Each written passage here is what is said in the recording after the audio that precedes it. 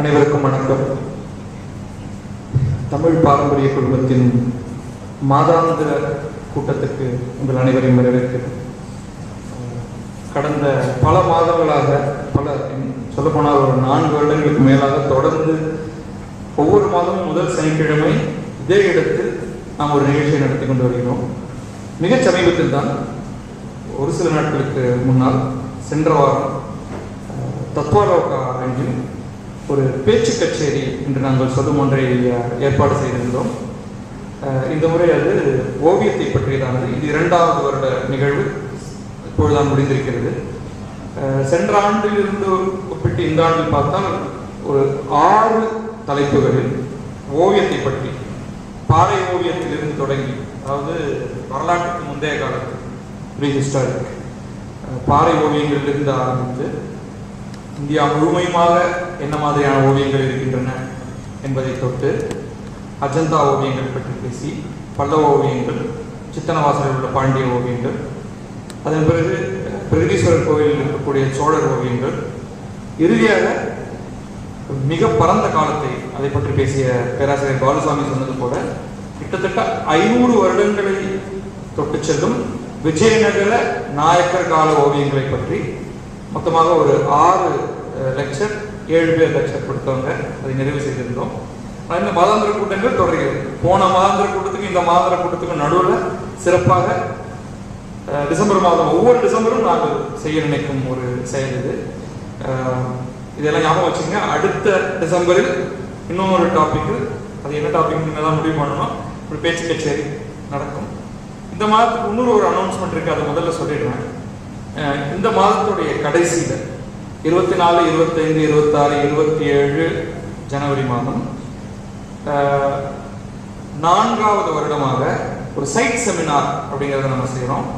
இதுவரைக்கும் 3 வருடங்கள்ல முதல் வருடம் மகாபலிபுரம் போயிருந்தோம். அதற்கு அடுத்த வருடம் அஜந்தா, எல்லோரா, போன வருடம் புதுக்கோட்டை, இந்த வருடம் ஸ்ரீரங்கம். இது ஒரு ஹெரிட்டேஜ் இடத்தை எடுத்துக்கொண்டு கிட்டத்தட்ட ஒரு 35லேருந்து 40 பேர் வர போறாங்கன்னு நினைக்கிறேன். இந்த ட்ரிப்புக்கு 30க்கு மேல பேர் கொடுத்துருக்காங்க. கடைசி நேரத்தில் எவ்வளவு பேர் வந்து சேர்றாங்க தெரியல. ஒரு 4 நாள் ஸ்ரீரங்கம் கோவில் ஹெரிட்டேஜை பற்றி பல விஷயங்களை தெரிந்து கொள்ள போகிறோம். அதற்காக நாங்கள் தொடர்ந்து அந்த நிகழ்ச்சிக்கு போகிறவர்கள் ஒரு போன மாதம் நவம்பர் மாதத்தில் தொடர்ந்து ஒவ்வொரு ஞாயிற்றுக்கிழமையும் சந்தித்து பல செமினார்கள்லாம் பண்ணோம். இன்னும் ஒரு தடவை சந்திக்கணும், அது 20ஆம் தேதியாக இருக்கலாம் அப்படின்னு அதை நான் வந்து அந்த நிகழ்ச்சிக்கு வரப்போகிறவங்க எல்லாருக்கும் நான் மெயில் அனுப்பிடுவேன். இந்த மாதாந்திர நிகழ்வில் இன்றைய பேச்சாளரையும் இன்றைய டாபிக்கையும் அறிமுகப்படுத்துறதுக்காக ஜெயச்சந்திரன். வணக்கம்.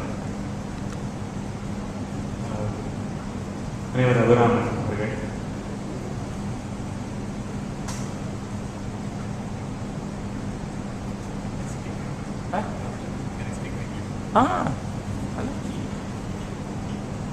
மன்னிக்கணும், I'm more conversant in English than in Tamil over a microphone. Sorry. I would say there are very few people who we come across who can inspire youngsters. If there have been some people who have inspired me in my life, it is Professor Raghuram certainly is one of them. Perhaps many of them has, we need such people to guide us, because this passion for Tamil, this passion for art and art history has more or less lit life in many youngsters' heart. And he introduced me, being a dancer, I am a dancer myself, I have been dancing for 3.5. I was exposed to a text like Puttanur or even the intricacies of the Ripriga at the age of not less than 28 by none other than by Raghuraman. Dr. Raghuraman would be speaking about the text called Puttanur today. This text, as it was given to us, as instructed to us, is more or less one of the oldest texts existential today and predates the Natya Shastra. As most of the dancers, we have been boasting that Natya Shastra could be the oldest reference. Suddenly, Raghuraman sir gave a strong hit on her head and said, please be quiet, there have been certain texts in the south which have not been spoken, not been taken up, not been researched by many research scholars, but yet had a more outer, bigger throw than what Natya Shastra can pose to any artist, theatre or a dancer. People like us had the privilege of listening to us in Kalakshetra because he works in Kalakshetra, and we also underwent training programs for Salavati. And it came a last minute shot that had introduced Professor Bhagat. With great honor, respect and privilege, I invite Professor S. Raghuram to speak on his favorite venture, his travel, his journey on Buddha. ஆன்றோர் நிரம்பி உள்ள இவ்வவைக்கு என்னுடைய பணிவான வணக்கம். தமிழ் நெடுங்கணக்கில் சொல்லப்பட்டிருக்கக்கூடிய இலக்கியங்கள், இலக்கணங்கள் ஏராளம். அவ்வாறு சொல்லப்பட்ட இலக்கிய இலக்கணங்களில் காலத்தால் வடப்பொழிந்து போன நூல்களும் ஏராளம். அதை நினைவில் வைத்துக் கொள்ள வேண்டும். இந்த நூல்களை பற்றின முதல் அறிமுகம் நமக்கு எங்கு கிடைக்கிறது என்றால், இறையனார் களவியல் என்கின்ற ஒரு இலக்கண நூலினுக்கு நக்கீரனார் எழுதிய உரையில் தான் முதலில் கிடைக்கிறது. தமிழானது 3 சங்கங்களை கொண்டு இயங்கியது. முதல், இடை, கடை என்கின்ற சங்கங்கள். இந்த 3 சங்கங்களிலும் என்னென்ன நூல்கள் எழுதப்பட்டன, அவை கடல் கோளிலே எவ்வாறு அழிந்தன என்பதை ஒரு பட்டியல் எடுக்கிறார் நக்கீரன். கடை சங்கத்தை பற்றி சொல்லுகின்ற பொழுது இச்சங்கத்தில் தான் இதற்கு முதல் நூலாக அகத்தியமும் தொல்காப்பியமும் இருக்க, இவைகளை முதலாக கொண்டு நெடுந்தொகையாகிய அகநானூறும், நற்றிணை 400, குறுந்தொகை 400, ஐங்குறுநூறும், கலிப்பாடல் 125 என்று ஒரு கணக்கு சொல்லிக்கொண்டே போகுது. சொல்லிட்டு அது கடைசியா எங்க வந்து முடிக்கிறார்னா, இக்காலத்தில் தான் கூத்தும் வரியும் போன்ற நடனம் சார்ந்த இலக்கண நூல்களும் எழுதப்பட்டன. நமக்கு கிடைச்சிருக்கக்கூடிய முதல் அறிமுகம் இறையனார் களவியல்ல கூத்த நூலை பற்றின முதல் சொல். அடுத்து இந்த கூத்த நூலுக்கு அடுத்து நாம பார்க்கக்கூடிய இந்த கூத்த நூல் என்கின்ற சொல் வேறு எங்கு பார்க்கிறோம் என்றால், சிலப்பதிகாரத்தில் மாதவி எவ்வாறு நடனம் ஆடினாள், அந்த நடனம் ஆடிய நிகழ்ச்சியை சொல்லிக்கொண்டே வந்த இளங்கோவடிகள் ஒரு வரியை சொல்லுகிறார். நாட்டிய நன்னூல் நன்கு அறிந்து காட்டினள். அது என்ன நாட்டிய நன்னூல்? பின்னாடி உரை எழுதியவர்கள் என்ன சொன்னார்கள்னா, இது நாட்டிய நன்னூல் என்பது பரத சாத்திரத்தை குறிக்கும் என்று குறிப்பிட்டார். ஆனால் அதற்கு உரை எழுதின அடியார்க்கு நல்லார் இது பரத சாத்திரம் அன்று தெளிவாக கொடுத்திருக்கிறார்.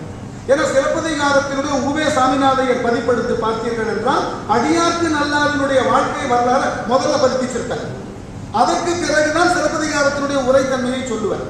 அந்த அடியார்க்கு நல்லார் வரலாறை சொல்லுகின்ற பொழுது அடியார்க்கு நல்லார் குறிப்பிட்டிருக்கிறாராம், தமிழிலே நாட்டிய நூல் ஒன்று இருந்தது, இது வடமொழியாளர் சொல்லக்கூடிய நாட்டிய சாத்திரம் அன்று தெளிவாக கொடுக்கிறார்.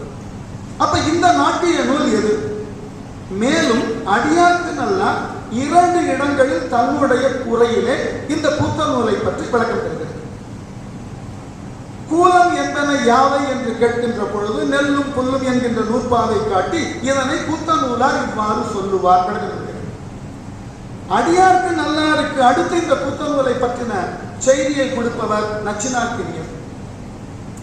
நச்சினார்க்கினியர் தான் எழுதின சீவக சிந்தாமணி உரையில் இந்த கூத்த நூலை பற்றின செய்தி அப்படியே வாங்கி எழுதியிருக்கிறார்.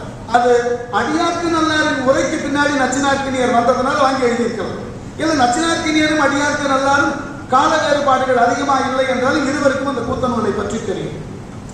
அப்ப இந்த கூத்த நூல் என்கின்ற ஒன்று பின்னாளில் மயிலை சீனி வெங்கடசாமி ஐயா அவர்கள் தமிழகத்திலே மறைந்து போன நூல்களை பற்றி பட்டியல் எழுதுகின்ற பொழுது கூத்த நூலை சொல்லுகின்றார். கூத்த நூலை மட்டும் சொல்லல, கூத்த நூலையும் சொல்லுகிறார், பஞ்சமரபையும் சொல்லுகிறார். தொல் தமிழிலே தொடக்க காலத்தில் தமிழுக்கு என்று இருந்த மிகச்சிறந்த நடன இலக்கண நூல்கள் கூத்த நூலும் பஞ்சமரபும் தான். ஏன் இந்த கூத்த நூலும் பஞ்சமரபும் என்று உறுதியாக சொல்ல முடிகிறது என்றால், தமிழ்ல சில சொற்களினுடைய சொல் ஆய்வு எடுத்து பார்க்கணும்.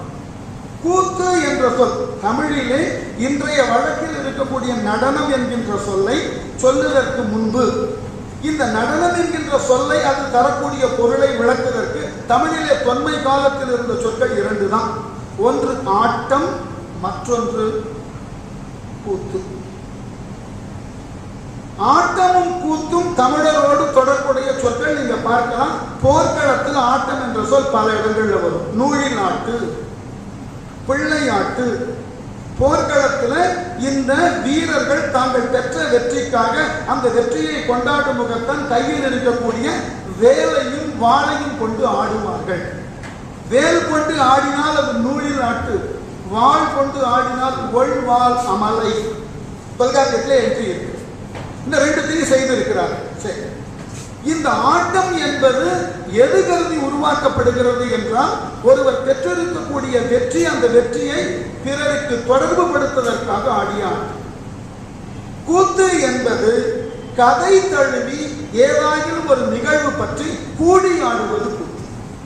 கூத்து என்ற சொல் எங்கு வருகிறது என்றால் கூடி ஆடுவதினால். அப்போ தொல்காப்பியர் காலத்திற்கு முன்பே கூத்து என்கின்ற ஒரு சொல்லும் ஆட்டம் என்கின்ற ஒரு சொல்லும் வழக்கில் இருந்திருக்கிறது. அடுத்த கேள்வி கேட்கலாம், பிற்காலத்தில் வந்த நாட்டிய சாத்திரம் எவ்வாறு இந்த நடனம் என்ற ஒரு சொல்லை சொல்லுகிறது?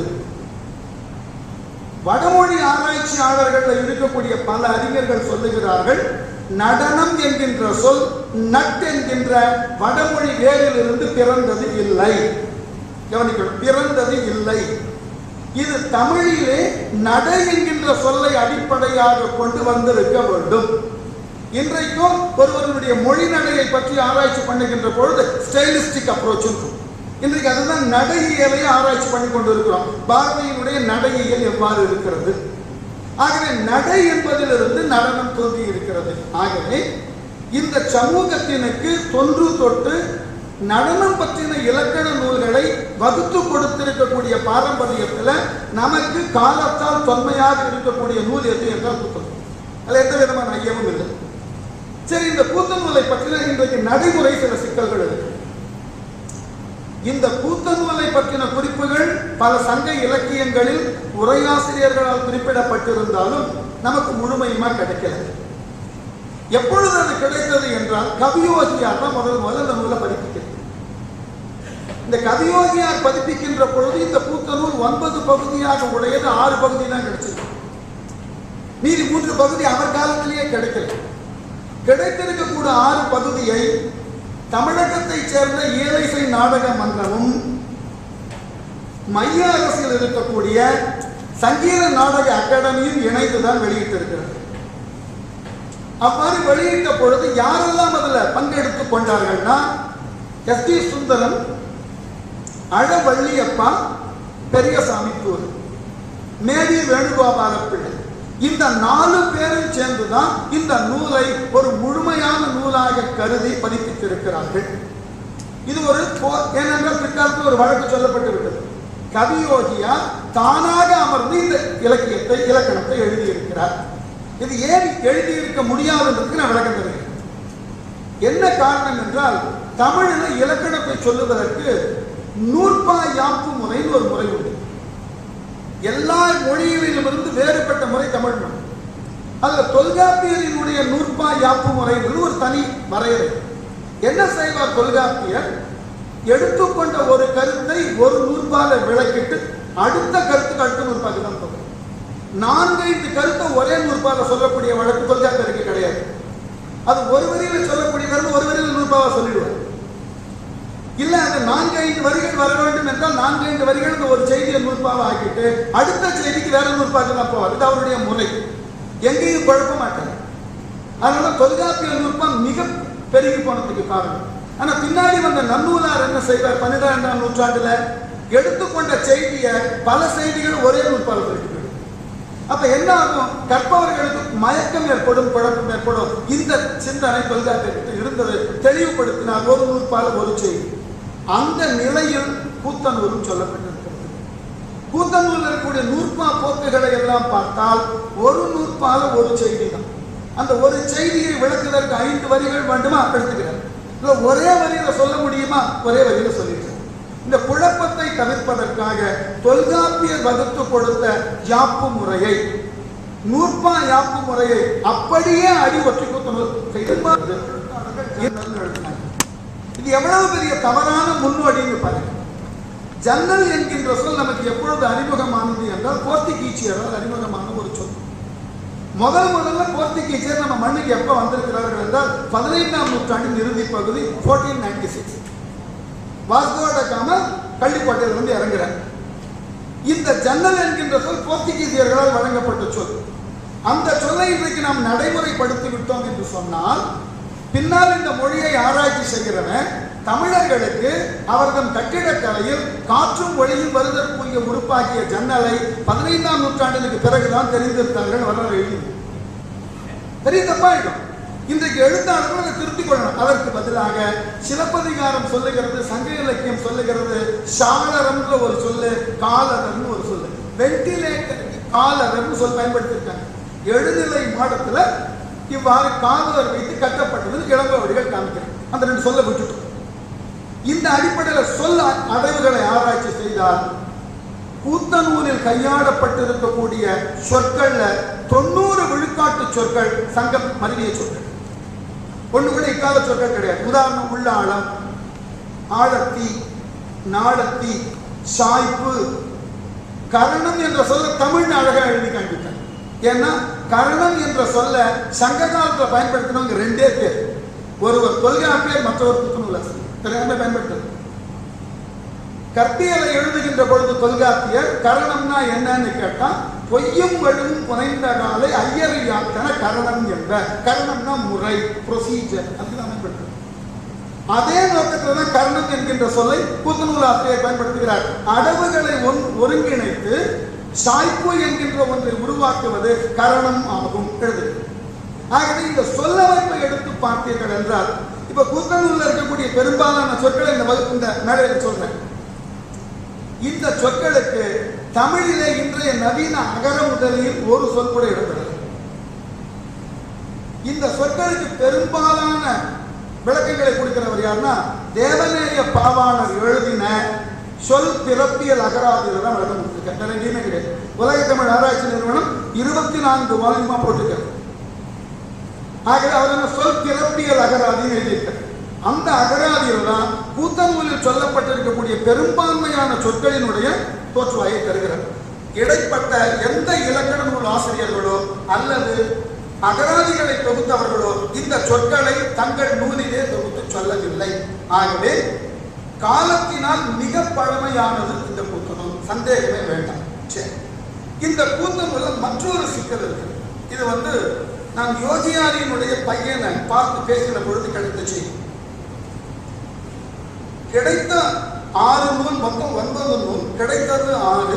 6ல முதல் 2 நூலுக்கு விரிவான உரை யோகியாரே எழுதியிருக்காங்க. அது புத்தகமா போட்டிருக்காங்க.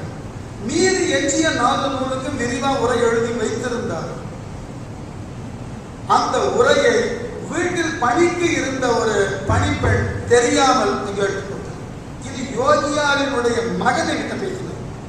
ஏனென்றால் இந்த நூலை ஆய்வுக்காக எடுத்துக்கொள்ள வேண்டும் என்பதற்காக என்னுடைய மாணாக்கினே சொல்லலாம், திருமதி லட்சுமி ராமசுவாமி அவர்கள் இந்த கூத்தநூலில் இருக்கக்கூடிய இடை என்கின்ற ஒரு பகுதியை சங்க இலக்கியமும் தொல்காப்பியமும் பின்னர் வந்த நாட்டிய சாஸ்திரமும் சொல்லக்கூடிய இடைகளை, அனுபவங்களை கூத்தநூலோடு ஒப்பிட்டு PhD பண்ணாங்க. She got a doctorate. அந்த PhD ஆரம்பிக்கும் போது நான் யோகியாரினுடைய வீட்டுக்கு போயிட்டு அவங்க இருக்கிறவங்களுடைய ஆசீர்வாதம் வாங்கணும்னு போனேன். அப்ப ஒரு யோகியாரினுடைய பையன், சார் ஒரு 3 மாதத்துக்கு முன்னாடி நான் செய்தித்தாளிலேயே ஒரு விளம்பரம் கொடுத்திருந்தேன், யோகியாரினுடைய புத்தகங்களை எல்லாம் வைத்திருக்கிறோம், வேண்டுமவர்கள் வந்து எடுக்கிறாங்க. ஒருத்தருமே வந்து அத்தனையும் பழைய புத்தக கடைக்கு போட்டார். அத்தனை புத்தகத்தை கிட்டத்தட்ட ஒரு 6000 புத்தகங்களுக்கு மேல இருந்தது. ஏன்னா யோகியாரினுடைய அவர் இருந்த வீட்டை இடித்து புது வீடு கட்டுவதற்கு ஒரு பிளாட்ல குடியிருந்த பழைய வீடு இடிச்சு கட்டிக்கிட்டு இருந்தாங்க. அப்பதான் நாங்க போறோம். போன போது அவர் என்ன சொல்றாரு, இந்த கூத்தநூலையும் பஞ்சமுறையும் நான் ரீகன்ஸ்ட்ரக்ட் பண்ணணும்னு ஆசைப்பட்டேன். அதனால இந்த புத்தகத்தை பார்த்தீங்கன்னா ஒவ்வொரு பேஜிலையும் இன்டர்லீஃப் வச்சிருக்கேன். ஒவ்வொரு நூற்பாக்கு நான் என்ன புரிந்து கொண்டேன் விளக்க புத்தகத்தினுடைய பைண்டிங்கையே பிரித்து தனித்தனி பேப்பர் உள்ள வச்சிருக்கேன். என்ன காரணம், இதில் என்ன சொல்லப்பட்டிருக்கிறது தெரிந்து கொள்ள வேண்டும். அப்ப போன போது எங்களுக்கு கிடைத்த அனுபவம், இந்த நூல் முழுவதும் யோகியாரால் பதிப்பிக்கப்பட்டது, இவரால் உருவாக்கப்பட்ட இந்த நூல் என்று சொல்லுவது தவறு. இது தேடி கண்டறிந்த நூல். எனக்கு குழப்பம், அந்த காலத்துல 2 பேர் இருந்தது. என்ன ஆயிற்று, வரலாறு தெரிந்தவர்களுக்கு தெரிந்திருக்கும். தஞ்சை சரஸ்வதி மகாலில் இருந்த ஒரு அன்பர் கணபதி ஸ்தபதிக்கு ரொம்ப வேண்டியவர். அவர் கணபதி ஸ்தபதியை பார்த்து தொல்காப்பியத்திற்கு முன்பு இருந்ததாக சொல்லப்படக்கூடிய ஐந்திரம் என்கின்ற இலக்கண நூலை நான் சரஸ்வதி மகாலில் இருந்த பொழுது கற்றிருக்கிறேன். எல்லாருக்கும் அதிர்ச்சி, கற்றிருக்கிறேன் இருக்கு. அதுல இருக்கக்கூடிய நூற்பாவெல்லாம் கிட்டத்தட்ட சொல்ல ஆரம்பிச்சிருக்காரு. இவர் சொல்ல வேகத்தெல்லாம் பார்த்தோன்னே கணபதி ஸ்தபதி அவரை சொல்ல வைத்து அப்படியே டேப் பண்ணினார். அப்பொழுது முதலமைச்சராக இருந்தவர் திரு எம்.ஜி. ராமச்சந்திரன், கல்வி அமைச்சராக இருந்தவர் அரங்கநாயகன். அவர்கிட்ட போட்டு காண்பித்து தமிழக அரசே ஐந்திரம் ஒரு நூலை வெளியிட்டது. அதுல சொல்லப்பட்டிருக்கக்கூடிய இசை பற்றிய செய்திகள் சரியானது தானா, முறையானது தானா, இது தொன்மையானது தானா என்று கேட்பதற்கு முனைவர் எஸ். ராமநாதன் அவர்களை அணுகியது. அவருக்கு நூலை கொடுத்து அந்த நூலை முழுமையுமாக படித்து பார்த்து ஒரு குறிப்பு எழுதியிருக்கிறார், இது ஐந்திரமாக இருப்பதற்கு வாய்ப்பு இல்லை. என்ன காரணம் என்றால் இதில் சொல்லப்பட்டிருக்கக்கூடிய செய்திகள் எல்லாம் இன்றைய சூழலோடு ஒத்துப்போகின்றது. இசை தன்மைகள் எல்லாம் இது சங்ககால இதெல்லாம் சிலப்பதிகாரத்தை அவர் ஆராய்ச்சி பண்றார். சிலப்பதிகாரம் இசையினுடைய விளக்கம் அவருடைய தலைப்பு. ஆகவே சிலப்பதிகார இசையோடு இதை பார்க்கின்ற பொழுது அவர்களோடு தொடர்புடையதாக இருக்க முடியாது. ஆகவே இது முற்றிலுமாக மறுக்கப்பட வேண்டிய ஒன்று. அதுக்கப்புறம் அந்த புத்தகம் வெளிவரவே இல்லை. முதல் அரசு போட்ட 1000 காப்பியோடு நின்று போச்சு. அந்த புத்தகம் எங்கிட்டே இருக்கு. இதே போல் இந்த நூலையும் கலாக்ஷேத்ரால எம்.டி. ராமநாதன் சார் இருந்த பொழுது இந்த நூலை மட்டும் கொடுத்திருக்காங்க. அவர் இதை பார்த்துட்டு சொன்னாரா, இது ஏதோ இக்காலத்து தயாரிப்பு போல் இருக்கிறது. அப்ப ருக்மணி தேவி அவர்கள் சொன்னார்களா, இதை நாம் வைத்துக் கொள்வோம், இது புதியதாக இருந்தது என்றால் நடன உலகத்திற்கு புது வரவு, பழையதாக இருந்தது என்றால் நடனக்கலையை மதிப்பீடு செய்வதற்கு ஒரு உரைகள் முடிச்சுட்டாங்க. ஆனால் உண்மையில் இந்த நூலை எடுத்து பார்க்கின்ற பொழுது தொன்மையின் உடைய அடிச்சுவடுகள் முழுக்க தெரியும். முதல் செய்தி, நடன நூல்கள் என்று கூத்து நூல்கள். இந்த கூடி ஆடுதல் கூத்து என்பது தமிழ் மரபு. தனியாக ஆடக்கூடிய ஆட்டத்தை ஆட்டம்னு சொல்லியிருக்காங்க. அந்த ஆட்டமும் எப்படி வந்திருக்கிறது பார்த்தீங்கன்னா, வெற்றி பெற்றவர்கள் தங்கள் வெற்றியை கொண்டாடுவதற்கு ஆடிய ஆட்டம் கொண்டாட்டம். அந்த வெற்றியின் மகிழ்வினால் மது அருந்தி விட்டு ஆடுவது உண்டாட்டம். இந்த ரெண்டுத்தையும் தொல்காப்பியர் துறையா எழுதுகிறார். புறத்திணையில வெற்றி திணையில 2 துறையா எழுதியிருக்க. வெற்றி செலவுன்னு ஆரம்பிச்சு அதுல உண்டாட்டு உயர்கொடை உண்டாட்டுன்னு சொல்ல பயன்படுத்துறது. அடுத்து தொல்காப்பியம்னா நாடகம்ன்ற சொல்லையே முதல்ல பயன்படுத்துகிறது தமிழ்ல. நாடக வழக்கிலும் உலகியல் வழக்கிலும் பாடல் சார்ந்த புலனறி வழக்கு. ஏன் இதை சொல்லுகிறேன்னா, தமிழ் மரபுல 2 நெறிக்கு மேல 3வது நெறி ஒன்று இருக்கு. இப்ப இன்னைக்கு வடமொழி மரபு எடுத்தோம்னா நாட்டிய தர்மி லோக தர்மின்னு 2 தர்மி தான் உண்டு நாட்டிய சாஸ்திரத்தில். ஆனால் தமிழ் மரபுல நாடக மரபு உண்டு, உலகியல் மரபு உண்டு, புலனெறி மரபு உண்டு. தொல்காப்பியர் எழுதுகிறது, நாடக வழக்கினும் உலகியல் வழக்கினும் பாடல் சார்ந்த புலனெறி வழக்கினும் அகத்திணையியல். அதே போல பின்னர் மெய்ப்பாட்டியலை சொல்லுகின்ற பொழுது தொல்காப்பியர் பொது மெய்ப்பாடுக்கு ஒரு வரையறை கொள்வது. நகை அழுகை இழிவரல் மறுக்கை அச்சம் பெருமிதம் வெகுளி உவகை அப்பாலிட்டே மெய்ப்பாடுக்கு ஒரு வரையறை. இந்த மெய்ப்பாடுகளுக்கு துணையாக வரக்கூடிய மெய்ப்பாடுகள் 32 சொல்லிடுவார். என்னன்னா ஆங்கவை ஒருவாறு ஆக ஒருகள் ஒடுக்கம் ஊக்கம் எழுதிட்டு போகும்.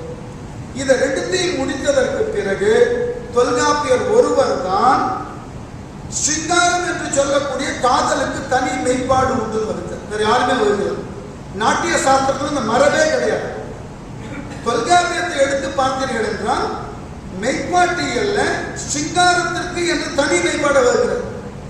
அந்த மெய்ப்பாடு எப்படி வகுக்கிறார்னா, அவர்களுக்கு இடையே ஏற்படக்கூடிய யூனியனுக்கு முன்னாடி இருக்கிற மெய்ப்பாடு ஒரு 12, யூனியனுக்கு அப்புறம் ஏற்பட்ட மெய்ப்பாடு 12.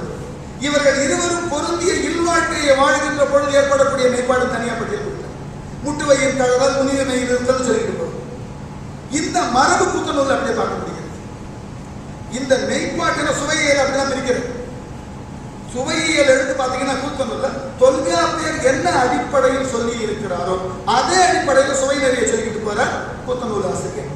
ஆகவே இந்த கூத்தனூரினுடைய அகச்சான்றுகளை எடுத்து பார்த்தாலும் இந்த கூத்தனூர் சொல்லக்கூடிய பொருள் தன்மையினுடைய வீச்சை பார்த்தாலும் இது நிச்சயமாக சங்க காலத்தை சார்ந்த நூலாகத்தான் இருக்க வேண்டும். அது எந்த விதமான மாற்று சிந்தனைக்கு இடமே இல்லை. அது எந்த இடத்தில் வேண்டுமானாலும் விவாதிக்கணும். சரி, இந்த கூத்தனூர்ல எல்லாருக்கும் இன்னைக்கு நடைமுறையில் இருக்கக்கூடிய சிக்கல் ரெண்டு சிக்கல் வச்சிருக்காங்க. நடனம் என்பதை இடைக்காலத்துல சிவனோடு தொடர்பு படுத்தி பார்க்க வேண்டிய சூழல் ஏற்பட்டது. நாம் என்ன நினைத்துக் கொண்டிருக்கிறோம்? சிவனை நடனத்தின் குறியீடாக பார்த்துக் கொண்டிருக்கிறோம். இது 5ஆம் நூற்றாண்டிற்கு பிறகு ஏற்பட்ட சமய மறுமலர்ச்சியினால் ஏற்பட்ட விளைவு. இதை நாம் தவிர்க்க முடியாது. ஏனென்றால் சமய மறுமலர்ச்சி ஏற்பட்ட காலத்தில் சிவனுக்கு என்கின்ற ஒரு உருவம் தேவைப்பட்டது. அந்த உருவம் முன்பு இருந்த உருவம் வெறும் சிவலிங்கம். அதனால நாட்டிய சாஸ்திரத்துல சிவலிங்கத்துக்கு தான் முத்திரை கொடுத்திருக்காங்க. அதிதேவனா அர்த்தம் எடுத்து பார்த்தீர்கள் என்றால் சிவலிங்கத்துக்கு முத்திரை இருக்குமே ஒழிய நடராஜனுக்கு எந்த குறிப்பும் கிடையாது. இந்த சொல்லே கிடையாது. மறுமலர்ச்சி சமய மறுமலர்ச்சி தோன்றிய காலத்துல சிவன் ஒரு உருவமாக கருதப்பட வேண்டும் என்பதற்காக அவருக்கு ஒரு உருவ வடிவத்தை கொடுத்தோம். அவர் நடனம் ஆடுவதாக ஒரு அமைப்பை கொடுத்தோம். என்னுடைய கருத்தை அதுதான். அவர் ஆடுவது நடனம் தான். ஆனால் அது எதனால் ஏற்பட்ட நடனம்? இதுதான் கேள்வி. தமிழ்ல நடராசனுக்கு இணையான தமிழ் சொல் என்ன? ஆடவல்லார். ஆடவல்லார் ஆடுன்ற சொல்லை எடுக்கணும். தமிழ்ல ஆடுன்ற சொல்லுக்கு வெற்றின்னு பொருள். புறநானூறு எடுத்து பாருங்க. நக்கண்ணையார் மகள் பாடின பாட்டு இருக்கு. அவன் ஆடு ஆடு என்மேல் ஒரு சார்வரே அவன் ஆடு ஆடுதல் நான் கண்டனே எழுது. ஆடுன்னா வெற்றி. அதுவும் போர்க்களத்தில் கிடைக்கக்கூடிய வெற்றியை தான் ஆடுன்னு சொல்லுது. அதை பெறுவதனால்தான் ஆண் மகனை முன்னிலைப்படுத்தும் போது ஆடும் முன்னிலைன்னு சொன்னோம். ஆடும் முன்னிலைனா வெற்றிக்கு உரியவன். அப்ப இந்த ஆடுதலுக்கு உரிய கலையை செய்ததினாலே ஆடவல்லார். இவர் எதற்காக ஆடினார்னா, இங்க எத்தனை அறிஞர்கள் அதை ஏற்றுக்கொள்வார்களோ தெரியாது. என்னுடைய ஆய்வு என்ன என்றால், எந்த சூழ்நிலையிலும் அவர் ஆடிய ஆட்டம் முழுவதுமாக போர்க்களத்தை சார்ந்தது. அவரை சுற்றி இருக்கக்கூடிய 16 உறுப்புகளும் சமயத்தோடு தொடர்புடையன அல்ல. பிற சமயங்களின் குறியீடுகளை, பிற சமயங்களை சைவம் அழித்து தான் மேலோங்கி என்ற நிலையை காட்டுவதற்காக வைத்திருக்கிறது. கையில் வைத்திருக்கிற அக்னி வேதத்தின் குறியீடு, கையில் வைத்திருக்கிற மான் புத்த மதத்தின் குறியீடு, ஆஜீவகத்தின் குறியீடு யானைத்தோல், ஜைன மதத்தின் குறியீடு புலித்தோல். இப்படிதான் கொண்டு போறோம். இந்த அடிப்படையில் பார்த்தால் இந்த ஆடுதல் என்பது இறைவனோடு தொடர்புபடுத்தப்பட்ட காலம் இடைக்காலம். இதற்கு முன்பாக முதல்ல இறைவனோடு தொடர்புபடுத்தி கூத்தனூர் பேசுகிறது. இப்பதான் எல்லாருக்கும் குழப்பம். சிவனை நடனத்தினுடைய வடிவாக பார்த்த காலம் இடைக்காலம் என்றால், கூத்தனூர் ஆசிரியர் நடனத்தை சிவனோடு பொருத்தி பார்க்கிறாரே. அப்ப இது எப்படி முதல் காலமா இருக்கும்? இடைக்காலத்துக்கு முந்தி எப்படி வரும்? இங்க சிக்கல் என்னவென்றால், சங்க இலக்கியத்தில் சிவனை சொன்ன சொற்கள் எல்லாம் சிவன் பெயர்கள் சொல்லப்படுது. தமிழ் அறிந்த அமைப்பை எடுத்து பார்த்தீர்கள் என்றால், சங்க இலக்கியங்களில் நடராசன் என்கின்ற பெயரும் இல்லை, சிவன் என்கின்ற பெயரும் இல்லை. 11 விதமான முறைகளில் சிவன் என்று சொல்லப்படுகிறான். தாழ்ச்சடையன், நீரணிந்த நெற்றியன், நூல் அணிந்த மார்பன், நிலாசூடி, ஆலமர் செல்வன், இப்படிதான் சொல்லப்படுது. சங்க காலத்தில் சிவன்ற சொல் கிடையாது. இது பதிவு. அடுத்தது, இந்த சிவன்ற சொல் முதல்ல எங்க வந்தது பாருங்க, வேடிக்கையாக மணிமேகலையில் கிடையாது. மணிமேகலையினுடைய காலம் ரொம்ப பின்னாடி. சில பேர் 3ஆம் நூற்றாண்டு, சில பேர் 5ஆம் நூற்றாண்டு. நான் 3ஆம் நூற்றாண்டு தான் வரேன். ஏன்னா மிகப்பெரிய அறிஞர்கள் எல்லாம் ஐராவத மகாதேவர்லாம் 5ஆம் நூற்றாண்டுக்கு கொண்டு போயிருக்காரு. நான் 3ஆம் நூற்றாண்டு நான் எடுத்துக் கொண்டிருக்கேன். இந்த 3ஆம் நூற்றாண்டுல மணிமேகலை என்கின்ற அந்த காப்பியத்தில் பல சமயங்களில் அது திறம் கேட்ட காதையில் ஒரு காதை இருக்கு. மணிமேகலை தான் பின்பற்றக்கூடிய புத்த மதமே சிறந்தது என்பதை நிரூபிப்பதற்காக பிற சமயங்களினுடைய தத்துவங்களை எல்லாம் கேட்கப்படும். அப்படி கேட்கின்ற பொழுது ஒவ்வொரு தத்துவவாதிகிட்டையும் உன்னுடைய நூல் எதுன்னு கேட்க, உன் தத்துவத்தை சொல்லக்கூடிய நூல் எதுன்னு கேட்கிறேன். ஆனா சைவத்தை என்ன தெரியுமா கேட்டா, நீயா உன் இறைவன் யார்? அங்க ஆகவே கிடையாது. பிரமாணங்களாக எந்த நூலும் எழுதப்படவில்லை. 3ஆம் நூற்றாண்டு வரை சைவத்தை எடுத்து சொல்வதற்கு என்கின்ற எந்த நூலும் தமிழகத்தில் இல்லை. ஏனென்றால் அப்பொழுது தமிழகத்தில் இருந்த 3 மதங்கள் சமணம், ஆஜீவகம், பௌத்தம். இந்த 3 மதங்கள் தான் மிகப்பெரிய அளவில் செல்வாக்கோடு இருந்தது. இந்த 3 மதங்களினை எதிர்த்து சைவம் வளர்கின்ற பொழுது மனிதர்களுக்கு சிக்கல் வந்தது. உன்னுடைய மதம் சைவனை விவாதம் பண்ணும்போது கூப்பிடுகிறார், நீ யார், உன் இறைவன் யார்? மற்ற மதவாதிகளோடு பேசும்போது உனக்கு பிரமாணம் யார் என்று கேட்கிறார்.